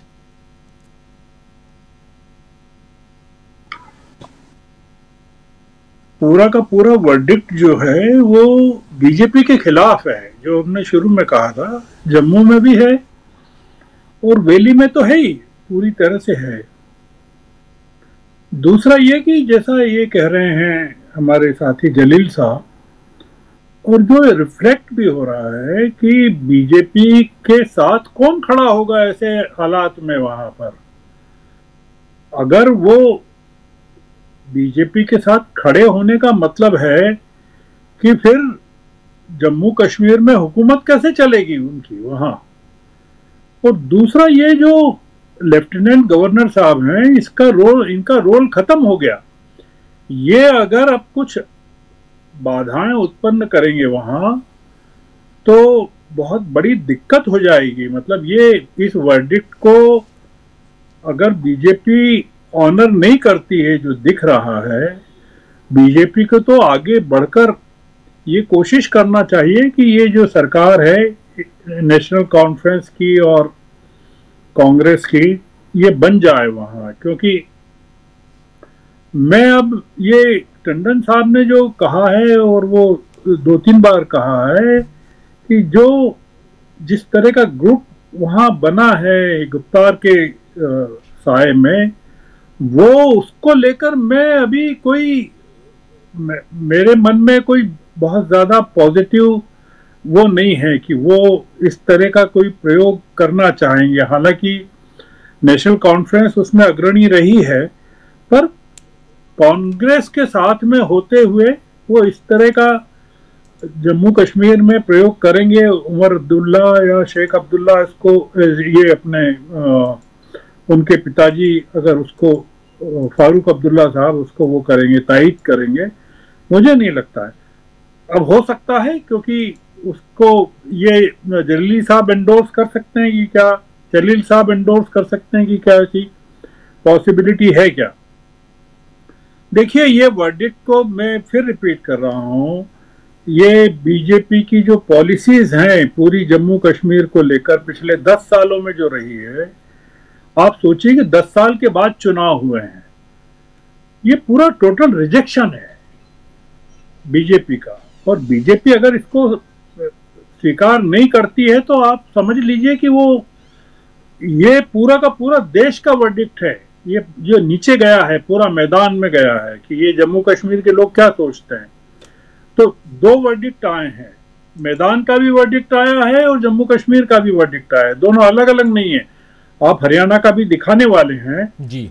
हरियाणा का वर्डिक्ट तो इससे भी ज्यादा जबरदस्त है, जो कि बहुत ही डिसाइसिव है, जो दूसरे चैनल पर नजर आ रहा है कि कांग्रेस को 60 से 65 सीटें अगर मिल रही है तो आप सोचिए कि क्या मतलब एक इसका, अगर ये हालात हरियाणा में है तो आप अभी से वहां करवा लीजिए ओपिनियन पोल महाराष्ट्र में कि भारतीय जनता पार्टी और एकनाथ शिंदे की पार्टी को 50-60 सीटें, 70 सीटें, 80 सीटें भी मिलेंगी कि नहीं। कुछ लोगों का तो कहना है कि 50 सीटें भी नहीं मिलेगी। ये पूरी की पूरी चीज अलग है। ये जो खट्टर साहब का कहा वो इस आधार पर कह रहे हैं खट्टर साहब कि लोकसभा चुनावों को लेकर जो एग्जिट पोल थे कि बीजेपी को 400 से ऊपर मिलेगी एनडीए को, तो वो नहीं मिली। तो वो ये मान रहे हैं कि जब बीजेपी को नहीं मिली लोकसभा में 370, तो फिर ये यहाँ हरियाणा का भी पोल गलत हो जाएगा। 2019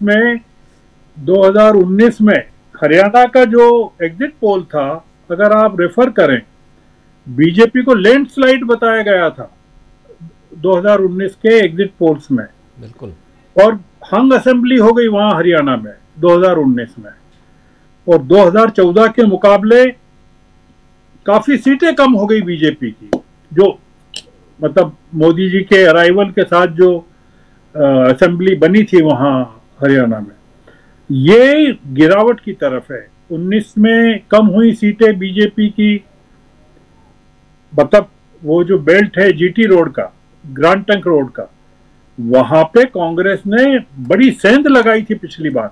इस बार तो राहुल गांधी ने अपना पूरा का पूरा जो मामले ही अंबाला से शुरू किया। 25 सीटें थी वहां। आप पाएंगे कि ये जो अगर आप इसका सीट वाइज जब आप बताएंगे तब आप पाएंगे कि कितना बड़ा फर्क 3 लोगों ने किया है, राहुल ने, प्रियंका ने और विनेश फोगाट ने। विनेश फोगाट और प्रियंका की जोड़ी ने हरियाणा में तबाही मचाई है। ये पूरा का पूरा ये जो 3 लोग हैं, विनेश फोगाट, प्रियंका और राहुल गांधी, ये पूरा का पूरा क्रेडिट जो है ना इन लोगों को जाता है। इन लोगों ने पूरा का पूरा मामला हरियाणा का बदल दिया है। ये बहुत बड़ी बात है जो हरियाणा का आप दिखाने वाले। खैर, चूंकि हम जम्मू कश्मीर की बात कर रहे हैं तो मेरा ये मानना है कि ये बड़ी खबर है और ये बीजेपी के लिए हरियाणा से बड़ा धक्का है, बहुत जबरदस्त धक्का है। मतलब हरियाणा बीजेपी मानकर चल रही थी कि वो जा रही है हुकूमत पर, इतने सीटों से नहीं जाएगी, उसको अंदाज था। पर जम्मू कश्मीर में ये धक्का लगेगा जो आप दिखा रहे हैं, इसका कंफर्मेशन राजीव जी 8 तारीख को होना चाहिए। बस ये है पूरा मामला। जी जी, बिल्कुल आप सही कह रहे हैं, इसका कंफर्मेशन 8 तारीख को होना चाहिए। और यहाँ पर जो आंकड़े हैं, इन आंकड़ों के आधार पर जम्मू कश्मीर में गठबंधन यानी नेशनल कॉन्फ्रेंस और कांग्रेस पार्टी का जो गठबंधन है, अगर इन आंकड़ों को देखें तो उस आधार पर सरकार बनाते हुए ये गठबंधन दिखाई देता है। आगे क्या कुछ होगा ये 8 तारीख को पता चलेगा। लेकिन अब बढ़ते हैं थोड़ा आगे, और हरियाणा के आंकड़े अब हमारे पास आ चुके हैं। आज ही वहां वोटिंग हुई है और वोटिंग अब 8 बज रहे हैं और वोटिंग का प्रतिशत जरा आपको हम बता देना चाहते हैं कि ये हमारे पास जो आंकड़े चुनाव आयोग के जो आंकड़े हैं उस आधार पे ही आप तक हम पहुंचा रहे हैं। ये है 61.38%। ये वही शाम 5-5:30 बजे के आंकड़े हैं और ये आंकड़े अभी अपडेट नहीं हुए हैं, अपडेट होते हैं और हम ये उम्मीद कर रहे हैं कि लगभग 70% तक जाएंगे।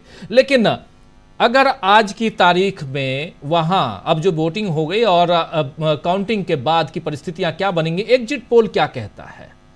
हमारे एग्जिट पोल के आधार पर क्या हरियाणा में बीजेपी तीसरी बार सत्ता पर काबिज हो रही है या बीजेपी यहां लूज कर रही है, ये हम जानेंगे। उससे पहले जरा परसेंट वाइज देखते हैं कि आंकड़े क्या कह रहे हैं। देखिए, परसेंट में बीजेपी को 35%, कांग्रेस को 42%, जेजेपी को 4%, अदर्स को 19%। हरियाणा में कुल 90 सीटें हैं, 90 में से 42% वोट जो हैं वो कांग्रेस के पक्ष में, 35% वोट कांग्रेस बीजेपी के पक्ष में। जेजेपी जिसके पास पिछली बार 10 सीटें आई थी उनको 4 और अदर्स को 19, यानी कांग्रेस और बीजेपी के बीच 7% का अंतर है, वोटों का अंतर 7% का है। लेकिन क्या आंकड़ों में भी यही अंतर है, वो समझेंगे। लेकिन इस प्रतिशत को जरा इस पे हम चर्चा करते हैं जल्दी से। जगमोहन साहब, इन परसेंटेज को आप देख रहे हैं, जरा आपसे समझना चाहता हूं कि पिछली बार बीजेपी और उसके बाद फिर लोकसभा चुनाव 2024 में बीजेपी के जो आंकड़े थे और अब जो आंकड़े दिखाई दे रहे हैं परसेंट वाइज, अभी आंकड़े हम इस पे भी लेके आएंगे कि सीट वाइज कितनी सीटें आ रही हैं, लेकिन कैसे देखते हैं आप, क्या कहेंगे इस पे? बीजेपी इसमें मोदी लहर के तहत जब लोकसभा के मामले में थे तो जरूर ऊपरी सतर पर थी, परंतु कभी भी बीजेपी को विधानसभा में भारी बहुमत कभी भी नहीं मिला। जबकि 10 की 10 सीटें उन्होंने 2014 में जीती थी ऊपर लोकसभा की, परंतु उस टाइम भी उनकी जो अधिकतम सीटें आई थी वो 47 आई थी, जबकि 46 के लिए तो बहुमत ही चाहिए था। तो केवल 1 सीट फालतू आई थी बहुमत से। तो उस टाइम जबकि 76% मतदान हुआ था, तो ऐसा लग रहा था कि भाई जब इतना, आमतौर पर क्या होता है जब हाई स्तर पर जाता है, ऊपरी स्तर पर जाता है मतदान, तो सरकार जो पिछली होती है उसके खिलाफ मतदान होता है, परंतु इतना ज्यादा खिलाफत नहीं हो पाई, सीट केवल 47 आई। और उसके बाद जब 2019 में हमने देखा, जब ये तो 2014 में तो बल्कि 7 सीट आई थी उस टाइम, तो लोकसभा में 2 सीट उस टाइम उसकी कांग्रेस की आई थी और 1 सीट उसकी आई थी, 2 सीट उसकी आई थी इनेलो की, 1 सीट आई थी कांग्रेस की। और जब 2019 में 10 की 10 सीटें जब आ गई थी लोकसभा में, मोदी का प्रभाव के कारण इतनी हवा मोदी की हो चुकी थी, उसमें गिर करके बीजेपी 40 के ऊपर आ गई थी, 40 के ऊपर। तो उस टाइम भी ऐसी पोजीशन, जबकि वोट परसेंटेज उस टाइम एकदम घट गई थी, 68% आ गई थी, तो उदासीनता हो गई थी वोटर की। बीजेपी के जो असली वर्कर थे उनमें उदासीनता आ गई थी कि भाई नहीं, कोई फायदा नहीं है बीजेपी का, कोई दम तो है नहीं। उस टाइम भी नेगेटिव आई थी। मतलब क्या है कि बीजेपी कभी भी विधानसभा में भारी बहुमत प्राप्त नहीं कर पाई है। जैसा कि 2005 में जब इलेक्शन हुआ था कांग्रेस का, उस टाइम चौधरी भजनलाल जी के नेतृत्व में हुआ था, वैसे उस टाइम हालांकि परसेंटेज 72% थी, परंतु कांग्रेस को 67 सीट मिली थी और बीजेपी को केवल 2 सीट मिली थी। तो उस टाइम कांग्रेस का मतलब सीट बहुमत जो सीट है वो ये होता है जो 67-90 में से मिली, और अब की बार जो है वो कांग्रेस की हवा है।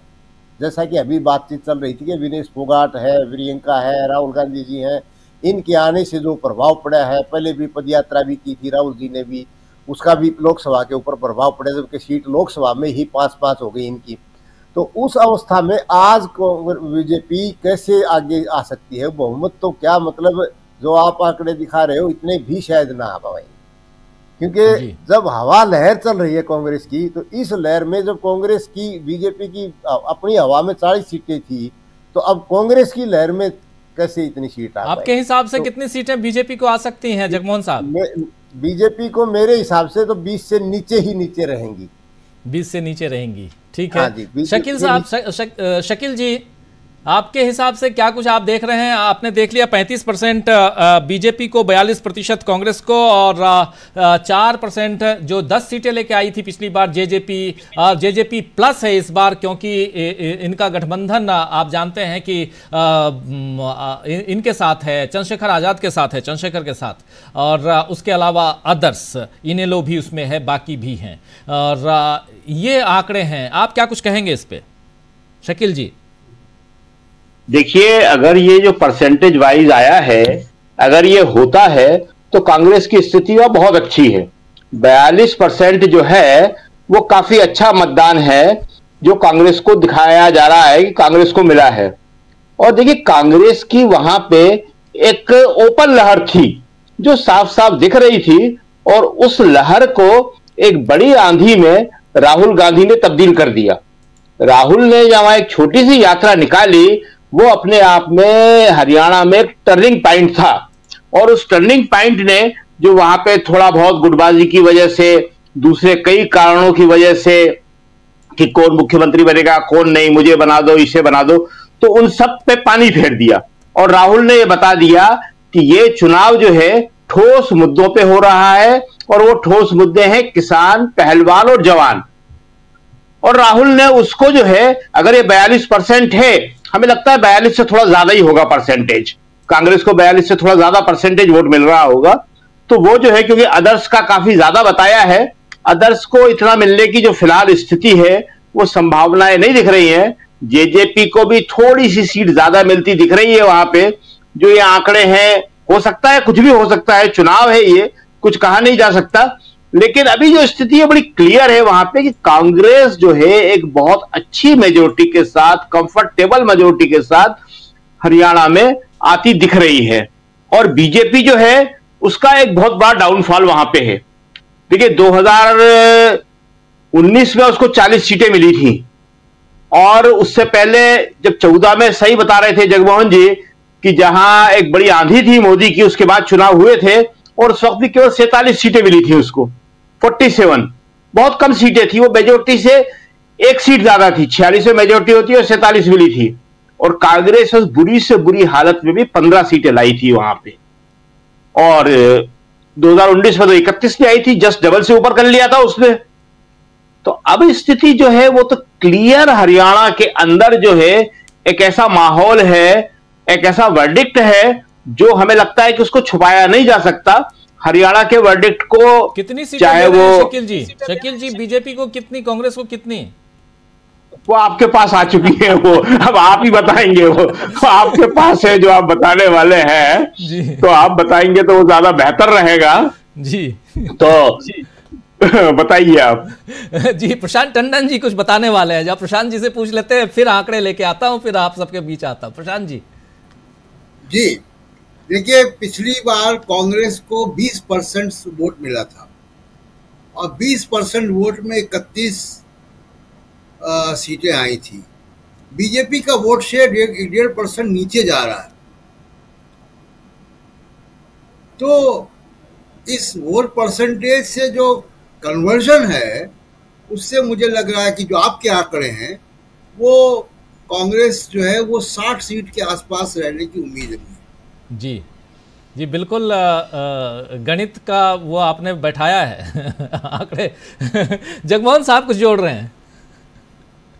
जो आपने दिखाई है, मैं इससे थोड़ा सा सहमत नहीं हूँ, असहमति है मेरी, क्योंकि लोकसभा के इलेक्शन में जहाँ 50-50 रहा, मतलब 5-5 सीटें आई हैं दोनों की, उस टाइम जो कांग्रेस को मिली थी वो 46% वोट परसेंटेज थी, और उसकी बीजेपी की 47% थी।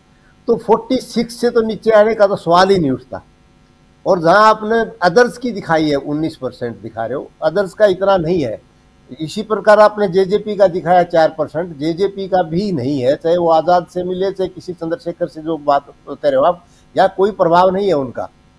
बाहर के जो लोग हैं, चंद्रशेखर आज़ाद को तो इन्होंने क्या किया कि एक प्रकार से बी टीम है, ये इनेलो है या आपकी जेजेपी है, ये बीजेपी की बी टीम है। इन्होंने यही था कि भाई दलित वर्ग जो है कांग्रेस से जुड़ा है इस बार, तो उसको काटने के लिए एक ने बीएसपी से समझौता किया है, एक ने वो एएसपी से समझौता किया है। बाकी इतनी न तो अदर्स को आ पाएंगी न जेजेपी को आएंगी। मैं अभी लगभग 1:30 बजे के आसपास कुछ बूथ्स पर, यहाँ पंचकुला बूथ पर 9 बूथ पर गया था मैं, तो वहां मैंने देखा कि जो जेजेपी का है या इनेलो का, जेजेपी और इनेलो के बूथ पर कोई भी वोट डालने हुए नहीं आया हुआ था, कोई भी पर्ची लेने तक नहीं आया हुआ था। और आम आदमी पार्टी के तो एक बूथ, एक जगह तो बेचारे अलग ही बैठे थे, दूसरी जगह बैठे थे, वो खाना खा रहे थे उस टाइम। उनसे भी मैंने पूछा, बोले सर हमारा तब की बार कुछ नहीं है। तो अदर्स का कहाँ से आ पाएगा? आम आदमी तो 0 है यहाँ पर, जेजेपी भी 0 के नजदीक है। मतलब जेजेपी की सीट खुद उचाना से भी निकलनी मुश्किल है। जेजेपी की 4% मतदान जेजेपी को नहीं मिल सकता है किसी भी सूरत में। जेजेपी वालों के ऊपर और इनेलो के बूथ पर मैंने पूछा, एक व्यक्ति जो वहाँ खुद एजेंट बैठा था उससे बात की, वो कहने लगे साहब हमारे तो यहाँ कोई बूथ में, इस बूथ में 50-100 वोट ज़्यादा से ज़्यादा वो ही आएंगे जो इनके पुराने वर्कर हैं या जिन्होंने इनसे काम लिया है, अदरवाइज आम आदमी इनके वोट डालने नहीं आ रहा है। तो ये परसेंटेज के मामले में, क्योंकि परसेंटेज 46% थी पिछली बार, मुझे तो ये लगता है कि 50% से ऊपर जाएगी परसेंटेज। कांग्रेस के बोल रहे हैं आप? कांग्रेस की 46 तो लोकसभा में थी, और उससे लोकसभा में इतना वो नहीं था, विधानसभा में काफी आक्रोश है लोगों में। और अब की बार जो इलेक्शन, कांग्रेस का जो इलेक्शन लड़ रही है वो जनता लड़ रही है। मतलब ये वहाँ क्या है, जनता में ये भी नहीं कह सकते हम कि कांग्रेस के प्रति ज्यादा ही सद्भावना है। यहाँ क्या है कि बीजेपी को नकारना चाहते लोग, बीजेपी के खिलाफ नेगेटिव वोट है। क्योंकि इन्होंने जो 3 बातें अभी भी उठी थी, पाठक जी ने जिक्र किया था कि जो आपका किसान है, पहलवान है, या अग्निवीर मामला, तीनों, और उसके बाद जो दूसरी अन्य चीजें थी जैसे प्रॉपर्टी आईडी थी आपकी, ये चीजें बढ़ाई थी, एक फैमिली आईडी बढ़ाई, इनमें इतना उलझा के रख दिया लोगों का। फैमिली आईडी बढ़ाई, उसमें इनकम जोड़ दी, 10-10 लाख रुपए इनकम बढ़ा दी। जबकि पेंशन बढ़ाई इन्होंने, तो उन्होंने कहा भाई 1,80,000 तक या 3 लाख तक, 2 लाख तक की पेंशन बढ़ाएंगे, 10-10 लाख रुपए इनकम दिखा दी उनकी। जबकि उनके बेचारे गरीब आदमी है, 10 लाख तो उनकी सारी उम्र में इनकम नहीं हो पाई। वो फैमिली आईडी में इस तरह से वो उसमें डाल दिया, वो बस कर दिया, लोड अपलोड करके बढ़ा दी, वो बेचारे बाहर हो गए। बहुत से लोग पेंशन से बाहर हो गए। तो फैमिली आईडी और प्रॉपर्टी आईडी के लिए लोग चक्कर लगाते रहे। मेरी वो है प्रॉपर्टी है, मेरी प्रॉपर्टी में नाम किसी दूसरे का है, ठीक कराने के लिए मैं चक्कर काटता हूँ, वो कहते हैं ये प्रमाण ले आओ, वो प्रमाण ले आओ, ये प्रमाण ले आओ। तो यहाँ ये जितनी ये पोर्टल जो थे, इन्होंने लोगों को बहुत तंग किया है, मतलब उससे काफी वो है। और ये 3 मुद्दे तो बहुत ही वो है। और बेरोजगारी का मुद्दा बहुत ज्यादा, हरियाणा में सबसे ज्यादा बेरोजगारी है, सबसे ज्यादा खतरनाक मुद्दा युवा वर्ग के कारण इनके खिलाफ आया हुआ है। और अग्निवीर ने फिर वो जलती हुई आग में घी का काम किया है। क्योंकि यहाँ लोगों को क्या है, पुलिस में भर्ती होते हैं, फौज में भर्ती होते हैं, या जो अदर पैरामिलिट्री फोर्सेज उनमें भर्ती होते हैं, वो तो रास्ते ही बंद कर दिए इन्होंने। अब इन्होंने कहा कि भाई हम अग्निवीर को परमानेंट बना देंगे, आपका ये दे देंगे, कोटा दे देंगे। वो 10% कोटा अगर मिल भी गया, आपने 5,000 भर्ती किए, उसमें से अगर आप 10% मिल भी गया 500 आदमियों को, पहली बात तो क्या है कि 4 को तो निकाल ही दिया आपने, 25% रखे हैं, 3 चौथाई तो निकाल ही दिया आपने। 4,000 में से 1,000 तो रख करके 3,000 तो पहले ही निकाल दिया। फिर कहा कि हमने वो कर दिया, इसका कोटा करेंगे यहाँ पर। और अभी अमित शाह ने कहा था, हरियाणा में अब आए थे, कि हम इनको पेंशन वाली नौकरी देंगे। आप ये बताइए, 2004 में बीजेपी ने पेंशन सभी कर्मचारियों की, मिलिट्री को छोड़ करके बंद कर दी, सभी डिपार्टमेंट की। अब कौन सा डिपार्टमेंट ऐसा होगा जिसमें पेंशन वाली नौकरी देंगे? तो इसलिए काफी मुद्दा है, इनके खिलाफ है। और परसेंटेज 50 से ऊपर जाएगी कांग्रेस की, और सीटें आप अंदाजा लगा लीजिए अकॉर्डिंगली कितनी 50% आप कह रहे हैं, तो फिर बिल्कुल फिर तो ऊपर बम्पर सीटें आ सकती हैं। लेकिन हमारे आंकड़े के हिसाब से कितनी सीटें आ रही हैं उस पे आते हैं। लेकिन एक छोटा सा कमेंट गर्ग साहब आपसे जरा इस पे लेना चाहता हूं, फिर तुरंत मैं आंकड़ों को लेके आता हूं। एक छोटा कमेंट इन तमाम हमारे साथियों के आप सुन रहे थे, क्या कहेंगे इस पे? मेरा ऐसा मानना है कि 60 से 65 सीटें मिलना चाहिए। जो ट्रेंड है डिक्लाइन का बीजेपी का हरियाणा में, और जो हम देख रहे हैं टोटलिटी में देश का जो ट्रेंड देख रहे हैं, लोकसभा में जो बड़ा डिसाइसिव विक्ट्री थी 5 सीटों वाली, वो बहुत ज़बरदस्त थी।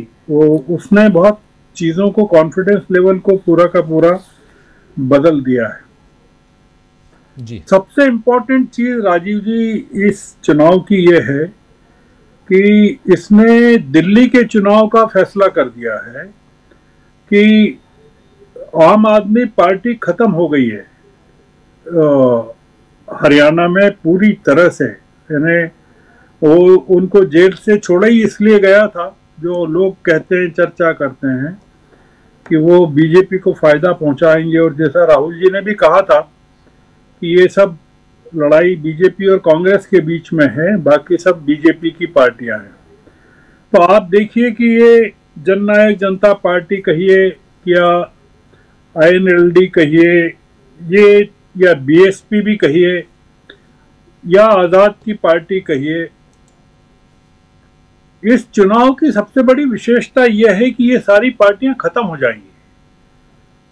मतलब ये पहला चीज। और पहली बार हरियाणा में मैं इतने सालों से देख रहा हूं, मतलब भजन लाल जी के जमाने से पूरी की पूरी पॉलिटिक्स जो देख रहे हैं हम, ये पूरी की पूरी क्लीन पॉलिटिक्स इस बार होने वाली है, जिसमें जो बार्गेन करने वाले तमाम जो एलिमेंट्स हैं वो पूरे के पूरे बाहर हो जाएंगे, गायब हो जाएंगे पूरे के पूरे। तो या तो उनको जगह कहाँ मिलेगी पता नहीं, कांग्रेस लेगी कि नहीं या बीजेपी लेगी कि नहीं। तो ये एक जो डिसरप्शन की पॉलिटिक्स चलती रही है हरियाणा में, वो पूरी की पूरी खत्म हो जाएगी। पर अब आप पाएंगे सबसे बड़ा जो मामला है वो तो ये कि किसान अब दिल्ली पहुंच जाएंगे आसानी से जी। उनके लिए अब किसी भी बॉर्डर पर कोई रोक नहीं होने वाली है।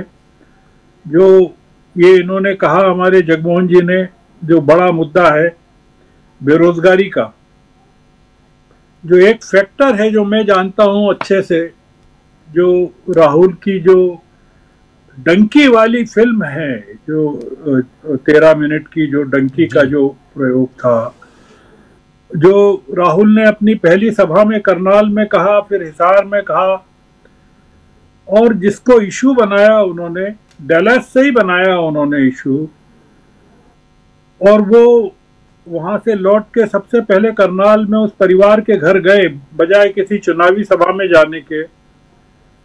बहुत जबरदस्त इम्पैक्ट हुआ है। मैं ऐसा मानता हूं कि वो जो हरियाणा के जो युवा हैं उन्होंने पूरा का पूरा इलेक्शन को उलट दिया है। तो ये जो 2-3 फैक्टर हैं, एक तो ये डंकी वाला और एक ये जो फोगाट वाला जो मैंने कहा आपसे, जो महिला पहलवानों के साथ जो अन्याय हुआ, ये उसका बहुत जबरदस्त बदला लिया है इन लोगों ने जी। पूरे की पूरे इन लोगों ने, पहलवानों ने भी बदला लिया, युवाओं ने भी बदला लिया। और ये जो इलेक्शन बहुत नया ट्रेंड सेटअप किया है राजीव जी इस इलेक्शन ने। हरियाणा की पूरी पॉलिटिक्स बदल जाएगी। देखिए इसके, जिसको चेंजिंग ऑफ हैंड्स कहते हैं ना, ये पूरा का पूरा जनरेशन शिफ्ट हो जाएगा इस इलेक्शन में। इसके रिजल्ट जैसा अपन देख रहे हैं, ये 8 तारीख को कंफर्म हो गए। आप एक जनरेशनल शिफ्ट पाएंगे कि पूरी की पूरी पॉलिटिक्स हरियाणा की चेंज हो जाएगी।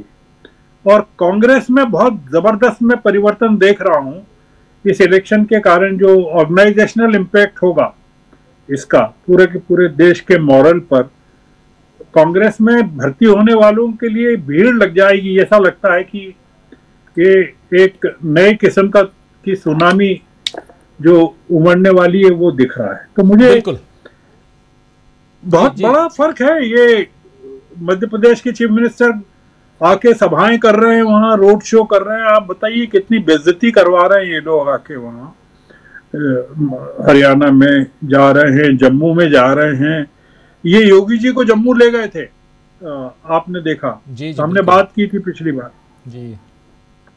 ये सब लोगों को नकार दिया इन लोगों ने, पूरे के पूरे जम्मू कश्मीर ने और हरियाणा, पूरी बीजेपी को रिजेक्ट कर दिया, पूरी बीजेपी को।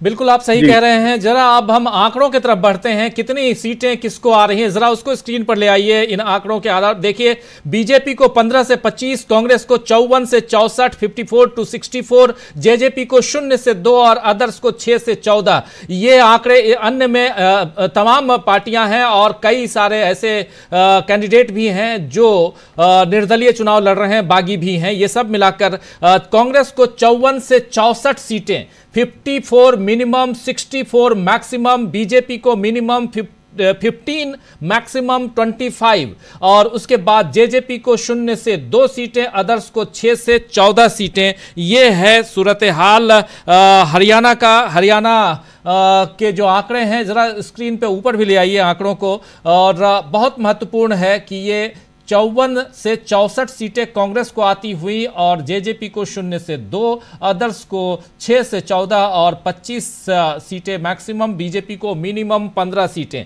ये है। जगमोहन जी के पास अब सीधे आना चाहता हूं और इन आंकड़ों के आधार पे जगमोहन जी, होता है एग्जिट पोल में कुछ आगे पीछे, कुछ एक साथी कह रहे हैं कि अदर्स को इतना ज्यादा परसेंटेज कैसे। आपको बता दूं, जब परसेंटेज निकाला जाता है तो अदर्स ने जितनी सीटों पे चुनाव लड़े हैं उसके आधार पे ही परसेंटेज निकाला जाता है, इसलिए उनके परसेंटेज ज्यादा दिखते हैं। और क्योंकि वो 90 की 90 सीटों के साथ चूंकि उतने पे वो लड़े नहीं, इसलिए वो नहीं है। कुछ एक साथी बहुत परेशान हैं, वो लिखे जा रहे हैं कि डीवी लाइव गलत परसेंटेज दे रहा है। उनके लिए स्पेशली कह रहा हूं कि ऐसा नहीं है। वो आप लोग अगर गणित के छात्र होंगे तो आप समझते होंगे कि आपको परसेंटेज निकालना कैसे आता है। अगर नहीं आता है तो सीख लीजिए। पवन शेट्टी जी को स्पेशली मैं कह रहा हूं। लेकिन आना चाहता हूं जगमोहन जी आपके पास।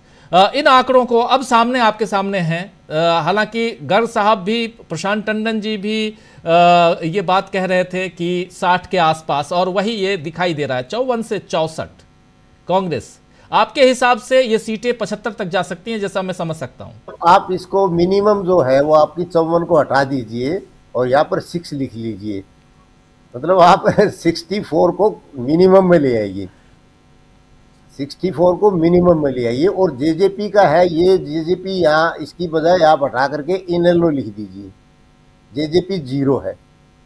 या जो इनेलो है ओम प्रकाश चौटाला की जो पार्टी है, जिसके अभय चौटाला ने वो इलेक्शन लिया था, बीच में इस्तीफा दिया था, वो उसका इसलिए मैं कह रहा हूँ कि जो जेजेपी पार्टी है वो ख़त्म क्यों होने जा रही है। उसके 2 कारण हैं। एक तो क्या है, इन्होंने जो इलेक्शन लड़ा था पिछली बार 2019 में, केवल बीजेपी को गाड़ियाँ निकाल के लड़ा था और ये कहा था कि हम बीजेपी के साथ किसी भी सूरत में नहीं जाएंगे। दूसरा, उसमें उनका लोगों से अविश्वास हुआ लोगों में कि भी इन्होंने कहा खुश था, हमने वोट इसलिए दिए थे कि भी तुम बीजेपी को हराओगे, और इन्होंने बीजेपी को हराने की बजाय प्लस कर दिया। अगर ये साथ नहीं आते तो वो बीजेपी की सरकार नहीं बनती। हरियाणा में कहावत है कि सांप को मत मारो, सांप की माँ को मारो। तो ये सांप की माँ है, क्योंकि इन्होंने ही सरकार को जन्म दिया। अगर ये साथ नहीं देते तो बीजेपी की सरकार 19 में भी नहीं बनती। दूसरा, इनका आक्रोश का कारण जनता का ये रहा, जब किसान आंदोलन चला तो जेजेपी को लोगों ने बहुत ये माना कि ये हमारे किसान हितैषी हैं, किसानों के साथ आएंगे, परंतु इन्होंने बिल्कुल भी साथ आने की तो बात दूर है। जेजेपी के जो प्रमुख है अजय चौटाला जी, जो दुष्यंत चौटाला जी के फादर हैं, जो डिप्टी सीएम रहे उनके फादर हैं, उन्होंने यहाँ तक कह दिया कि ये किसान आंदोलन नाम की अलग ही बीमारी शुरू हो गई।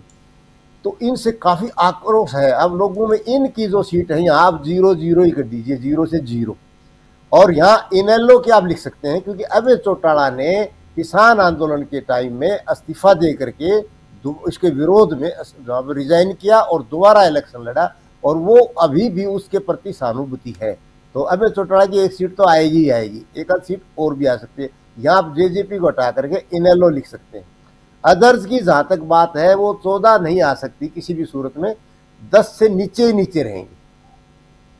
हालांकि ठीक है आपकी बात कि इसमें आपकी 1-2 सीटें इधर उधर और बढ़ जाएगी, निर्दलीय वगैरह भी कई जगह प्रभाव डाल रहे हैं।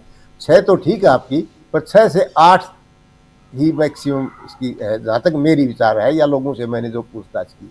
तो ये जो जहाँ मैं घटा रहा हूँ ये प्लस कांग्रेस में कर दीजिए। बीजेपी की 5 ऊपर वाला हटा करके आप 15 से 20 कर सकते हैं, इसको 20 से नीचे ही नीचे रहेंगे। तो मेरे हिसाब से जो है बीजेपी 15 से 20, कांग्रेस 64 से शुरू होकर के जो बाकी बचे वो जोड़ दीजिए, जेजेपी 0, जेजेपी की जगह इनेलो, अदर्स का 6 से 8। मेरे हिसाब से ये पोजीशन रहनी चाहिए। जी, आप ज़्यादा बेहतर जानते हैं। और होता क्या है कि जब आप सर्वे एजेंसियां जो सर्वे करती हैं वो लोगों से पूछती हैं, कुछ लोग सही कुछ लोग गलत, जो भी है, लेकिन यहां पर कांग्रेस की सरकार पूर्ण रूप से बनती हुई दिखाई दे रही है। मिनिमम 54 और मैक्सिमम 64 सीटें कांग्रेस को हमारे एग्जिट पोल के हिसाब से आती हुई दिखाई दे रही हैं। बीजेपी को 15 से 25 सीटें, मिनिमम 15 और मैक्सिमम 25 सीटें आ सकती हैं। और जेजेपी को 0 से 2 सीटें, यानी अगर मीन निकाला जाए तो 1 सीट किसी बहुत गिरी हालत में आ सकती है, जिसके बारे में कह रहे हैं जगमोहन साहब की यहां 0 सीटें हो सकती हैं। अदर्स के खाते में 6 से 14 सीटें हमारे आंकड़े बता रहे हैं। ये मिनिमम 6 मैक्सिमम 8 बता रहे हैं जगमोहन साहब। हो सकता है ऐसा भी हो, एग्जैक्ट फिगर 8 तारीख को आना है। लेकिन डॉक्टर राकेश पाठक जी, कैसे इसको आप देखते हैं इन आंकड़ों को? देखिए राजीव जी, ये आंकड़े एक तो ये बता रहे हैं कि कोई खंडित जनादेश हरियाणा में नहीं आने वाला। हम सब जानते हैं, अभी हम लोगों ने कल DV लाइव पर एक वीडियो भी बनाया था, गया राम आया राम गया राम से आया तंवर गया तंवर तक। इस बार जनता ने ये मौका नहीं दिया कि कोई दुष्यंत चौटाला कहे कुछ और नतीजा निकलने के बाद करे कुछ। जगमोहन जी कह रहे हैं कि उस सांप की मां को मारने का काम जनता ने कर दिया है इस बार। तो इस बार कोई आया राम गया राम जैसी स्थिति बनेगी। कांग्रेस में भी अगर कोई ये सोच रहा हो कि कोई एक गुट उसमें से टूट कर कोई दल बदल करके इधर उधर जाना चाहे, तो अगर इतना बड़ा आंकड़ा, तो बहुत मुश्किल होगा कोई बड़ा खेमा टूट कर जाए, और जा भी नहीं पाएगा। इतना बड़ा जनादेश मिलने के बाद किसी की हिम्मत नहीं, चाहे वो सैलजा हो चाहे और कोई हो। तो मुझे लगता है पहली बात तो हरियाणा की जनता ने ये बता दी है कि उसको एक पूर्ण बहुमत वाली सरकार चाहिए। उसे नहीं चाहिए कोई दुष्यंत चौटाला, उसे नहीं चाहिए कोई अभय चौटाला, अजय चौटाला, कोई नहीं। दूसरा एक बहुत महत्वपूर्ण मुद्दा जगमोहन जी ने और श्रवण गर्ग जी ने भी याद दिलाया, तो मुझसे शुरू में छूट गया था, अग्निवीर वाला। अग्निवीर के मुद्दे पर भी मोहर लगाने का काम करेगा हरियाणा का नतीजा। इसलिए भी महत्वपूर्ण है राजीव जी, आपको याद होगा कि चलते चुनाव में सेना के हवाले से इस तरह की खबरें चलवाई गई, तमाम अखबारों, वेबसाइटों, चैनलों पर चली कि रक्षा मंत्रालय से सरकार, रक्षा मंत्रालय ने सेना से पूछा है और इस पर विचार हो रहा है कि 25 नहीं अब 70% अग्निवीरों को नियमित किया जाएगा। राजनाथ सिंह जैसे लोगों ने ऐसे बयान दिए, उन्हें और सुविधाएं देने की बात हरियाणा में जाकर कही गई। सब समझ रहे थे कि ये सिर्फ फेस सेविंग की कोशिश है, ये फायर फाइटिंग है चुनाव के कारण, वरना ऐसी कोई प्रक्रिया चल ही नहीं रही थी। अगर आप 100 में से 75 अग्निवीरों को नियमित करने जा रहे हैं, तो इसका नीतिगत फैसला सरकार चुनाव से पहले भी कर सकती थी।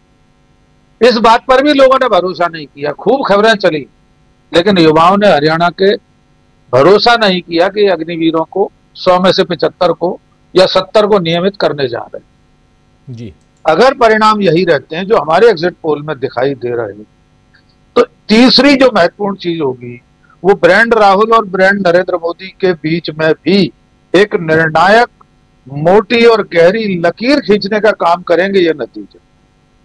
कितना भी राहुल गांधी के खिलाफ आपने अभियान चला लिया, एन चुनाव के मतदान के 3 दिन पहले जलेबी को लेकर इतना तुमार बांधा गया, आसमान सर पर उठा लिया बीजेपी और उसके IT सेल ने, लेकिन जनता को 5 मिनट के अंदर सच समझ में आ गया। तो ये मोहर लगाने का काम भी होगा कि अब ब्रांड नरेंद्र मोदी की स्वीकार्यता समाप्त होने वाली है। छोटी पार्टियों के समापन की बात श्रवण जी कर रहे हैं। मेरा मानना तो यह है कि अगर जम्मू कश्मीर और हरियाणा के चुनाव बीजेपी के खिलाफ जाते हैं, तो ये ब्रांड मोदी के भी घड़ी करके टाण पर रखने का समय है। जनता ये बताने वाली है कि अब आपके इस भरोसे पर हम कतई कान नहीं धरने वाले कि 6 महीने के अंदर पाक अधिकृत कश्मीर भारत के नक्शे में शामिल हो जाएगा। कौन होगा इस देश में जो इस तरह की बेहूदगी को स्वीकार करता होगा कि योगी आदित्यनाथ कहें और राजनाथ सिंह जैसे लोग कहें कि एक दिन पीए 6 महीने में, तो उसमें से 3 महीने तो निकल चुके हैं। योगी आदित्यनाथ का बयान तो उससे पहले का है, कश्मीर में तो उन्होंने अभी दोहराया। तो मुझे लगता है इन सब चीजों का, मुद्दों का भी निर्णय करने जा रही है जनता कि जनता को क्या चाहिए और क्या नहीं चाहिए, क्या सुनना चाहती है और क्या नहीं सुनना चाहती, नरेंद्र मोदी या राहुल गांधी। इसकी भी लकीर खींचने वाली है। जी राजीव। बिल्कुल, नरेंद्र मोदी और राहुल गांधी दोनों के बीच हमेशा और ऐसा दिखाने की कोशिश करता रहा मीडिया पिछले 10 साल से लगातार, और कहते रहे कि जैसे ही राहुल गांधी को आप सामने लाते हैं ब्रांड नरेंद्र मोदी बहुत बड़ा हो जाता है। लेकिन क्या अब ऐसा होने वाला है या हो रहा है? 2024 लोकसभा चुनाव के बाद से परिस्थितियां बहुत बदल चुकी हैं, इसलिए भी। जलील साहब, हरियाणा की राजनीति पे आपसे भी थोड़ी सी इन आंकड़ों को देखकर, और उधर जम्मू कश्मीर में आप एनसी और कांग्रेस की सरकार बनवा रहे हैं, इधर भी कांग्रेस की सरकार बन रही है, क्या कहेंगे? जम्मू कश्मीर कई कल्चर्स का गढ़ हुआ करता था। यहाँ की सबसे पुरानी जबान जो भारत की है, देवनागरी, वो भी यहीं से उभरी थी, और फारसी का भी बहुत यहाँ पे अमल दखल था, पर्शियन का। तो फारसी में एक जरबुल विसल है, हर कमाले जवालस, कि जो भी चीज ऊपर जाती है तो उसका फिर नीचे डाइव होना बहुत जरूरी है। यही हर किसी का हाल है। अगर हम देखेंगे तो आप 2014 का जो इलेक्शन लेते हैं तो वहां आपने देख लिया कि देश किस रविश पे जा रहा था। तब भी लोगों को एक धोखा हुआ कि अच्छे दिन आएंगे, लेकिन बाद में कौन से दिन आए और कैसे आए वो भी एक हकीकत है, जिसकी वजह से देश में काफी कुछ हलचल देखने को मिली और काफी लोगों को मुसीबतें झेलनी पड़ी।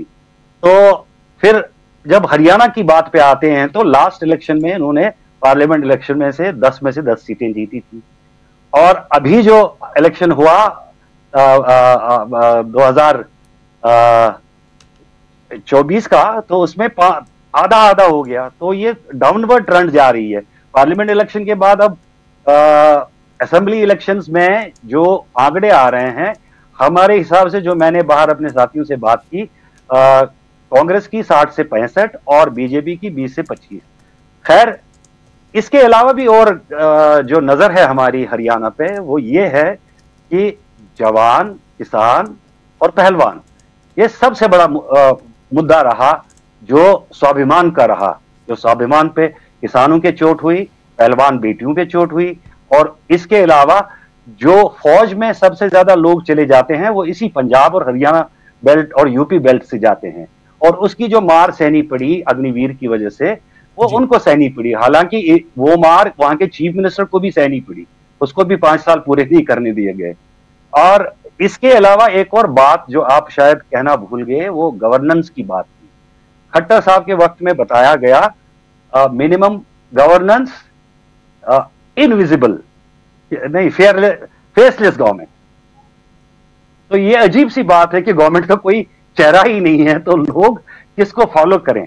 और उसके बाद जो डिजिटलाइजेशन हुई, उसमें भी काफी तकलीफ उठानी पड़ी, यानी कि गवर्नमेंट पूरी तरह फेसलेस हो गई। अब अगर बताया गया कि आपके काम कम वक्त में होंगे, लेकिन बाद में ऐसी ऐसी परेशानियां लोगों को हुई कि उनको दिनों गुजारने पड़े वो ठीक करने के लिए, वही दफ्तरों के चक्कर लगाने के लिए। शायद अगर डिजिटलाइजेशन नहीं हुई थी, कम वक्त लग जाता, जैसा कि उनको बाद में करेक्शन वगैरह के इसमें लग गई। वो भी एक पहलू था। और दूसरी बात, जो कंपेनिंग की बात पे आएंगे, यहाँ पे कांग्रेस ने बहुत अच्छी तरह कंपेनिंग की। खासकर जो गर्ग साहब ने बताया कि जीटी रोड के इलाके में, जहां की बीजेपी का गढ़ हुआ करता था, यानी कि अंबाला से लेके सोनीपत तक, तो इसमें जो काम किया कांग्रेस ने, उसके फ्रूट सब उसको मिल रहे हैं। कई सारे उन्सर हैं जो हमें यहां से नजर है। हालांकि समझा ये जाता है कि आप ऊपर से देख रहे हैं ना? जलील जी, आप ऊपर से देख रहे हैं। आप ऊपर से देख रहे हैं। तो इस हवाले से हमारी नजर हरियाणा पे भी थी, और हरियाणा के बारे में काफी पॉजिटिव वाइब्स पहले से ही आ रही थी कि हरियाणा में कांग्रेस की पोजीशन काफी मजबूत है, लोगों को काफी गुस्सा है। आप लोग तमाम मुद्दों की बात कर रहे हैं, जगमोहन जी भी, लेकिन आप लोग एक मुद्दा, एक बात छोड़ दिए, एक शब्द छोड़ रहे हैं, जलेबी। जी, जलेबी छोड़ रहे हैं। नहीं, जलेबी का भी एक मुद्दा मिल गया था उनको, आईटी सेल को। उन्होंने ये कहा था जलेबी के बारे में, हालांकि जलेबी यहाँ की मिठाई नहीं है ट्रेडिशनल, जलेबी मेनलैंड की मिठाई है, बाकी देश की मिठाई है। तो उसके बारे में ये कहा गया कि जलेबी एक शॉर्ट टर्म फल, ये मिठाई है जो थोड़ी देर के लिए रहती है, बाद में बासी चली जाती है। ये ट्रेंड चलाया गया था इस पे, इंटरनेट पे। लेकिन उसको काउंटर करने के लिए हजारों लोग आ गए कि अब ये पैक भी चली जाती है।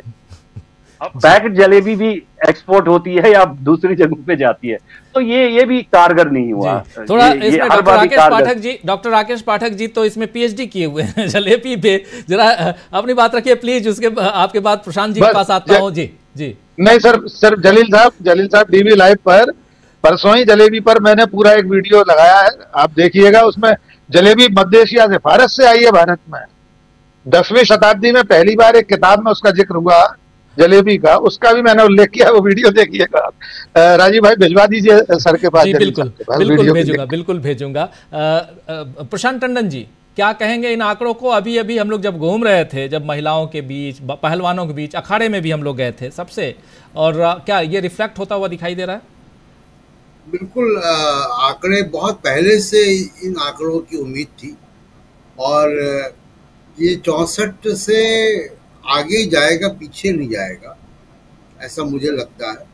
और ये इलेक्शन के पहले ही तय हो गया था। ये जब पुलिस संगीनें ठोक रही थी सड़कों पे किसानों के लिए, तब तय हो गया था। ये जब ड्रोन से आंसू गैस किसानों पे छोड़े जा रहे, तब तय हो गया था। ये रिजल्ट तो तब भी छप गया था जब विनेश फोगाट को दिल्ली पुलिस घसीट रही थी और मार रही थी, उसके कपड़े खींच रही थी। तो ये सब चीजें तो तय हो चुकी थी। इसमें केवल एक, जिसको कहते हैं ना कि फाइनल दस्तखत करना, तो दस्तखत अब होंगे इस पे। यहाँ से जरूरी चीज जो निकलती है वो ये क्या है कि यहाँ के बाद देश की राजनीति क्या होगी, बीजेपी का राजनीति क्या होगी, नरेंद्र मोदी का क्या होगा, उनके ब्रांड का क्या होगा, यहाँ के बाद वो झारखंड और महाराष्ट्र के इलेक्शन कैसे लड़ेंगे, वहाँ पे संदेश क्या जाएगा, ये सब चीजें ज्यादा इम्पोर्टेंट हैं। और एक बात जो तय हो रही है यहाँ पे, एक तो हरियाणा के संदर्भ में कि जो भजन लाल, बंसी लाल, देवी लाल, ये जो लाल पॉलिटिक्स का था, वो सूरज अस्त होता हुआ दिखाई दे रहा है। उनकी तीसरी जनरेशन भी अब जो है एक बड़ा सेल्फ गोल जेजेपी के द्वारा करने के बाद वो लग रहा है कि वो पॉलिटिक्स अब खत्म हो रही है, नई राजनीति उभरेगी। दूसरी बहुत इंपॉर्टेंट बात है, देखिए वो क्या है कि मुद्दों की राजनीति को स्पेस मिलेगा। और जैसा मैं पहले कह चुका हूं कि तीसरी पारी के बाद प्रधानमंत्री के तौर पर पहला लिटमस टेस्ट नरेंद्र मोदी का था, और नेता प्रतिपक्ष बनने के बाद राहुल गांधी का पहला लिटमस टेस्ट था।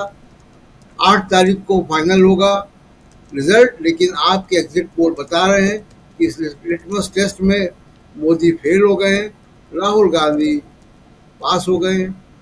तो ये नतीजा है। उसके बाद अब यहाँ से बड़ा दिलचस्प होगा कि बीजेपी का प्रेसिडेंट कौन बनेगा।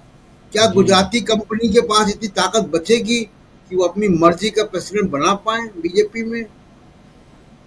महाराष्ट्र में क्या मुद्दा होगा, झारखंड में कैसे चुनाव होंगे, ये सब चीजें अब तय होंगी। राजीव जी बिल्कुल, बहुत बहुत सही कह रहे हैं। जरा आना चाहता हूं शकील जी आपके पास, फिर क्लोजिंग कमेंट के लिए श्रवणगर साहब आपके पास। शकील जी, आंकड़े आपके सामने हैं।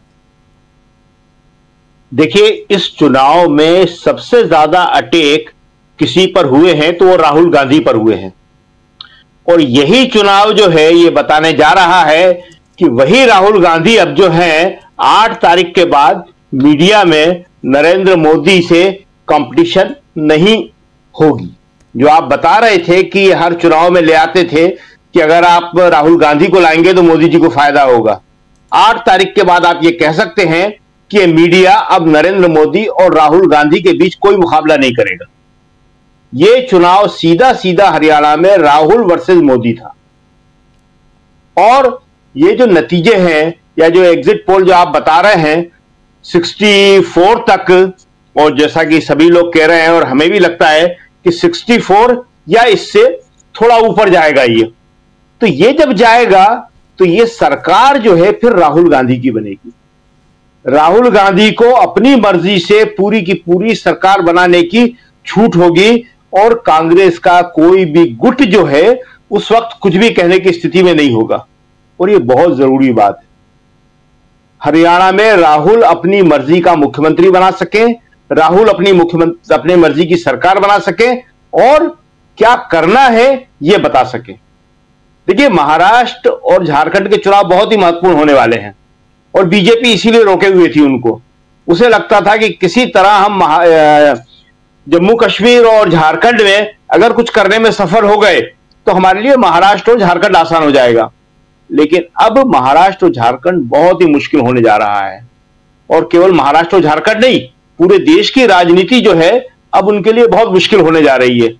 तो ये जो आंकड़े हैं, जो एग्जिट पोल बता रहा है, इसमें बस इतना ही है कि ये जो जेजेपी को 2 सीटें, तो शायद ये सभी को लग रहा है कि 2 सीटें उसके लिए संभव नहीं है।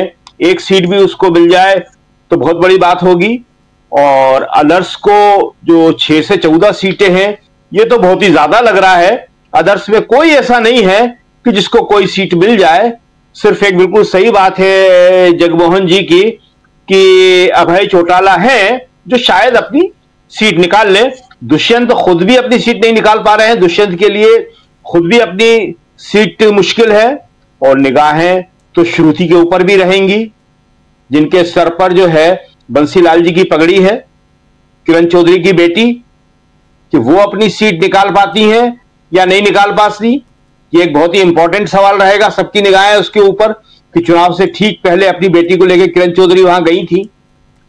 लेकिन देखते हैं क्या होता है। लेकिन एक बात बहुत साफ है कि यह चुनाव राहुल और मोदी के बीच में था और इस चुनाव में अगर ऐसा ही नतीजा रहा जैसा कि ये एग्जिट पोल बता रहे हैं जम्मू कश्मीर और हरियाणा दोनों का, तो राहुल इसमें साफ तौर पे जीते हुए लग रहे हैं और राहुल की ये जीत जो है मोदी के आत्मविश्वास को बहुत बुरी तरह तोड़ेगी। जी। जो राहुल ने लोकसभा में कहा था कि अब ये मेरे सामने बैठेंगे नहीं, तो अब शायद वो दिन भी आने वाला है कि अब राहुल ये कहेंगे कि जिस कॉन्स्टिट्यूंसी में मैं जाऊंगा, जिस इलाके में चुनाव प्रचार करने जाऊंगा, मोदी जी उसको छोड़ के किसी और इलाके में जाएंगे। जी, जी। अब ये सारे के सारे आंकड़े आएंगे, सारे के सारे ये विश्लेषण होंगे कि मोदी जी जहां जहां गए वहां कितनी सीटें मिली बीजेपी को, राहुल जहां जहां गए, राहुल ने जो यात्रा निकाली वह राहुल ने कितनी सीटें जीती। तो ये एक बहुत अच्छा चुनाव रहा है कांग्रेस के लिए और देश के लिए भी। बिल्कुल। जगमोहन जी कुछ जोड़ना चाहते हैं? फिर सीधे आना चाहता हूं श्रवण गर्ग साहब के पास। जगमोहन जी, ये एक थोड़ा सा बीच में डिस्टर्ब कर रहा हूं कि ये जो आपने जो आंकड़े दिए हैं, ये मैंने एक 10 दिन पहले आर्टिकल लिखा था जो इंग्लिश के कई अखबारों में छपा था, 8-10 अखबारों में। उसमें मैंने ये लिखा था कि अभी बीजेपी यहाँ लिखा था मैंने 20 से 25, कांग्रेस 55 से 60 और अदर्स जो है 5 से 10। उसमें ये दिया था मैंने जो 24-23 तारीख को लगभग सभी अखबारों में छपा था, 8-10 अखबारों में, इंग्लिश के अखबार में। अब उस दिन उस टाइम क्या था कि राहुल जी ने इधर हरियाणा में प्रवेश नहीं किया था, मतलब दौरे नहीं शुरू किए थे।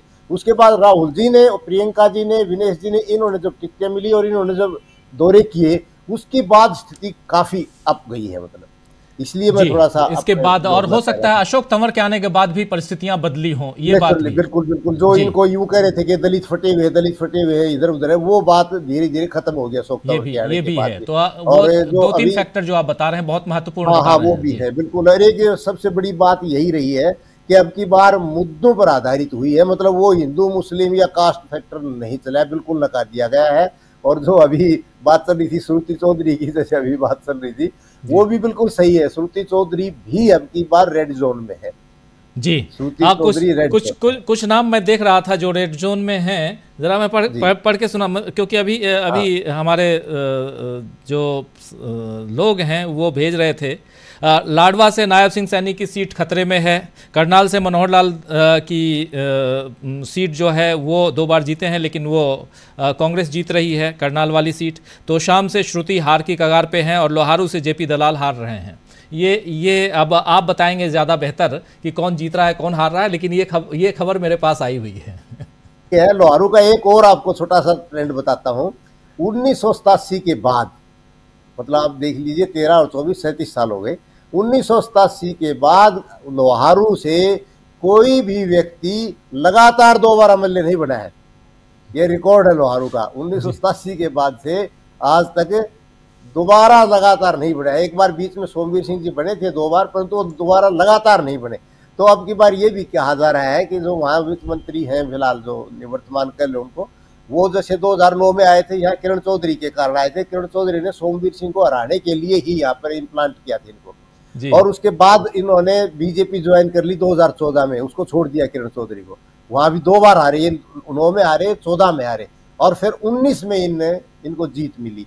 परंतु अब वहाँ लोहारू में यही बात सुनने में मिल रही थी, मैंने अभी फोन पर काफी लोगों से बातचीत की, वो कहते हैं साहब ट्रेंड पुराना ही रहेगा, अब दोबारा ये भी नहीं आ पाएंगे। जी तो दलाल भी हार रहे हैं इसमें। जी जगमोहन जी, और आपकी बातों को पुष्ट करते हुए एक और सेंटेंस पढ़ देता हूं, फिर गर्ग साहब के पास आता हूं। इसके आखिर में लिखा हुआ है कि और जेजेपी के किसी कैंडिडेट की अगर जमानत बच जाए, जेजेपी के किसी कैंडिडेट की अगर जमानत बच जाए तो आप उसे जीता हुआ मान लें। नहीं, जमानत तो बच जाएगी, जमानत जाएगी दुष्यंत की, पर जीत नहीं सकता। जी गर्ग साहब, आपके पास क्लोजिंग कमेंट, और बहुत इंपॉर्टेंट, बहुत थोड़ा लंबी बातचीत हो गई, इसलिए थोड़ा हंसी मजाक हम कर रहे हैं, प्लीज अपनी बात रखिए। देखिए, मेरा तो मानना है कि इस डिबेट में सिर्फ 2 लोग रखते आप, जगमोहन जी और जलील साहब। बहुत ही दोनों नॉलेजेबल लोग हैं और बहुत ही अद्भुत, जो इन लोगों का जो विश्लेषण है वो बहुत ही ज़मीन से जुड़ा हुआ है और बहुत ही ऑनेस्ट, जिसको कहते हैं ना एनालिसिस। हम लोग तो खैर दूर से बैठ के बता रहे हैं चीज़ों को, पर इन 2 लोगों ने जो जम्मू कश्मीर का और हरियाणा का जो जगमोहन साहब के पास जुबान पर है, वो बहुत ही गजब का है। मेरे ख्याल से आपको एक आध डिबेट सिर्फ इन्हीं की, दोनों की रखना चाहिए। बिल्कुल, आप कह रहे हैं, बिल्कुल बिल्कुल करूंगा, और अलग अलग इस पे। तो लेकिन मेरे पास ज्यादा तो कुछ बचा नहीं कहने को। मैं केवल एक ही चीज कह रहा था कि अगर मोदी जी खुद अगर कहते कि आप मुझे मानकर चलिए कि मैं सीएम पद का चुनाव लड़ रहा हूं हरियाणा में, तो आप सोचिए कि क्या हालत होती, क्योंकि वो ऐसा कर चुके हैं। मैं ये इसलिए कह रहा हूँ, वो पुराने स्टेट्स में, जब वो कर्नाटक में या और जगह, कि आप मान के चलिए कि मैं, मतलब आप मुझे वोट डाल रहे हैं, मतलब हिमाचल में जैसे उन्होंने कहा था कि आप मानिए कि मैं लड़ रहा हूं या आप मुझे वोट दे रहे हैं, आप कमल पर वोट लगाए, तो आप सोचिए कि ये जो डिफीट है कितनी डिसाइसिव है जो हरियाणा की है, दिल्ली की नाक के नीचे, उनकी हुकूमत की नाक के नीचे। अब आप दिल्ली से लगाकर हिमाचल तक चले जाइए, पूरा का पूरा रास्ता बीजेपी का साफ हो गया है। आप दिल्ली से निकले, हरियाणा, चंडीगढ़, पूरा हिमाचल, पंजाब, सब बिल्कुल बीजेपी से मुक्त हो गया है।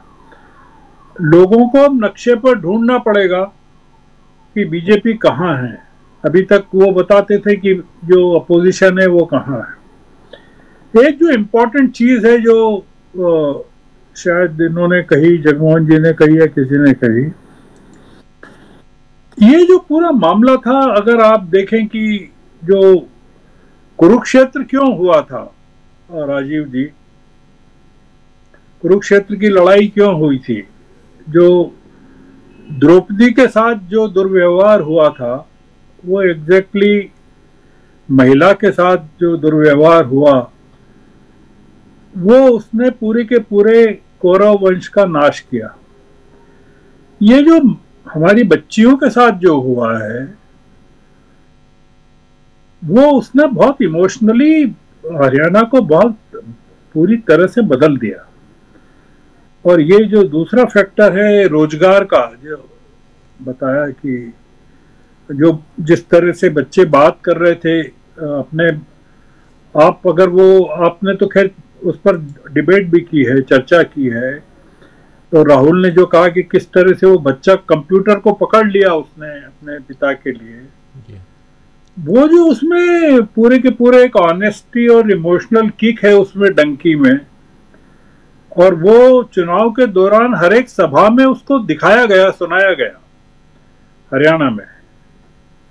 तो वो कई चीजों, कई फैक्टर्स हैं, मेरे ख्याल से ये एक पैकेज है हरियाणा में जो हुआ है। जैसा कहा कि मुद्दों पर लड़ा गया ये चुनाव पहली बार, और इसमें कोई हिंदू मुस्लिम नहीं कर पाए ये लोग जो करना चाहते थे, और न रॉबर्ट वाड्रा को घसीट पाए, न गांधी परिवार को घसीट पाए। तो ये बहुत ही क्लीन इलेक्शन था, और हम तो खैर अगर ये रिजल्ट कंफर्म हो जाते हैं तो हम तो इलेक्शन कमीशन को भी बधाई देंगे कि उसकी तमाम कोशिशों के बावजूद वो भारतीय जनता पार्टी को नहीं जिता पाया। मतलब जिस तरह से उसने हरियाणा के साथ महाराष्ट्र को क्लब नहीं किया, जो होते रहे हैं चुनाव, महाराष्ट्र को अब कह रहे हैं 26 नवंबर के पहले हो जाएंगे, तो एक कमिटमेंट तो कर दिया उन्होंने 26 नवंबर के पहले का। तो राहुल तो पहुंच ही गए वहां, आज कोल्हापुर में थे वो, अगर देखा हो आपने उनकी सभा में कितनी भीड़ थी।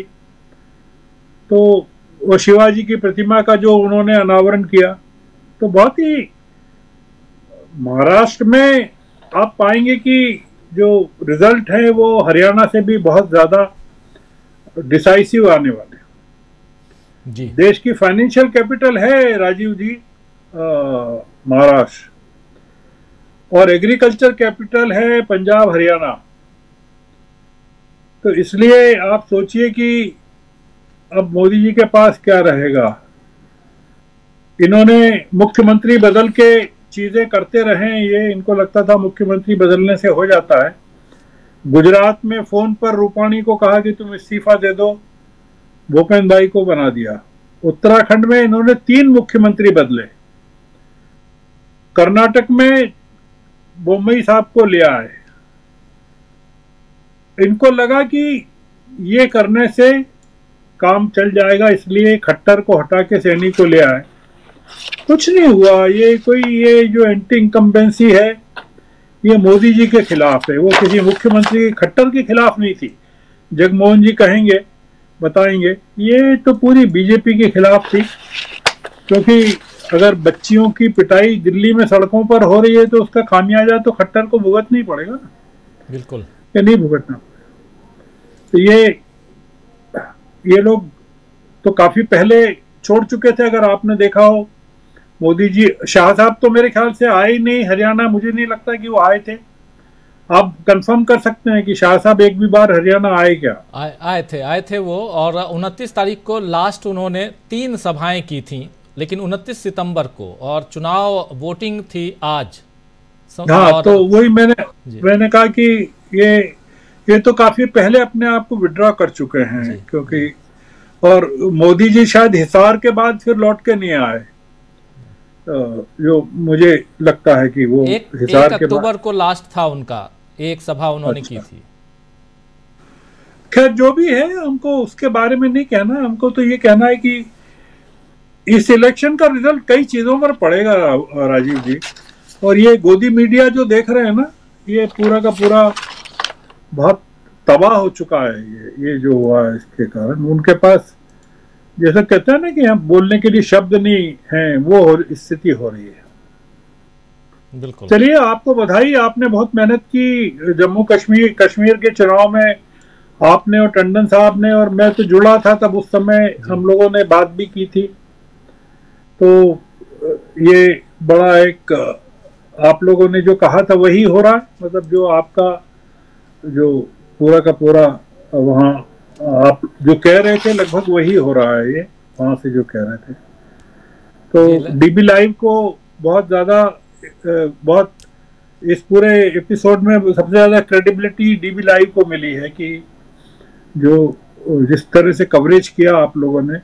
कर्नाटक का भी कवरेज देखिए आप लोगों का जो था, जम्मू कश्मीर का भी जो कवरेज था, वहां भी प्रशांत जी थे आपके साथ। महाराष्ट्र का कवरेज आपने किया, तो इसलिए महाराष्ट्र का भी रिजल्ट वैसे ही आने वाला है। तो आपकी पूरी टीम को बहुत बहुत बधाई, जो इस मौके पर एक आप लोगों ने जो काम किया उसके लिए। जी। बहुत बहुत शुक्रिया गर साहब, आशीर्वाद बनाए रखें। बहुत शुक्रिया, बहुत धन्यवाद आपका। और जगमोहन साहब आपका भी बहुत शुक्रिया। शकील जी बहुत बहुत धन्यवाद आपको भी। और जलील साहब बहुत शुक्रिया आपका भी। और साथ में डॉक्टर राकेश पाठक जी और हमारे साथी प्रशांत टंडन जी, आप सबका भी बहुत शुक्रिया, बहुत धन्यवाद। आप तमाम साथी जो इस कार्यक्रम को लगातार शाम 5 बजे से देख रहे हैं, आप सबका भी शुक्रिया अदा करता हूं। लंबा वक्त आप सबके साथ गुजर गया, 4 घंटे का वक्त, समय का पता नहीं चला। लेकिन एक बहुत इंपॉर्टेंट डे आज का, बहुत महत्वपूर्ण दिन आज का, जिसमें हरियाणा और जम्मू कश्मीर के एग्जिट पोल को हम आप तक पेश कर रहे थे। और फाइनल आंकड़े आपके सामने स्क्रीन पर हैं। जम्मू कश्मीर में 90 की 90 सीटों के जो आंकड़े हैं, उसमें बीजेपी को 20 से 25 सीटें मिल सकती हैं, जबकि नेशनल कॉन्फ्रेंस और इंडियन नेशनल कांग्रेस यानी कांग्रेस पार्टी और नेशनल कॉन्फ्रेंस, इन दोनों को 41 से 53 यानी 41 से 53 सीटें मिल सकती हैं। पीडीपी को 6 से 12 सीटें मिल सकती हैं और अदर्स के खाते में 10 से 14 सीटें जा सकती हैं। ये सूरत हाल है जम्मू कश्मीर का 90 सीटों वाली विधानसभा का। उधर हरियाणा में भी 90 सीटें हैं और 90 सीटों में से बीजेपी जो भी सत्तासीन है, सत्ता पर काबिज है और 2 बार से लगातार क्या बीजेपी हैट्रिक बनाएगी, ये सवाल पूछे जा रहे हैं। लेकिन इन सब के बीच एग्जिट पोल यही बता रहे हैं कि 15 से 25 सीटें आ सकती हैं, मैक्सिमम 25, मिनिमम 15 सीटें आ सकती हैं बीजेपी को। कांग्रेस पार्टी को 54 यानी 54 से 64 यानी 54 से 64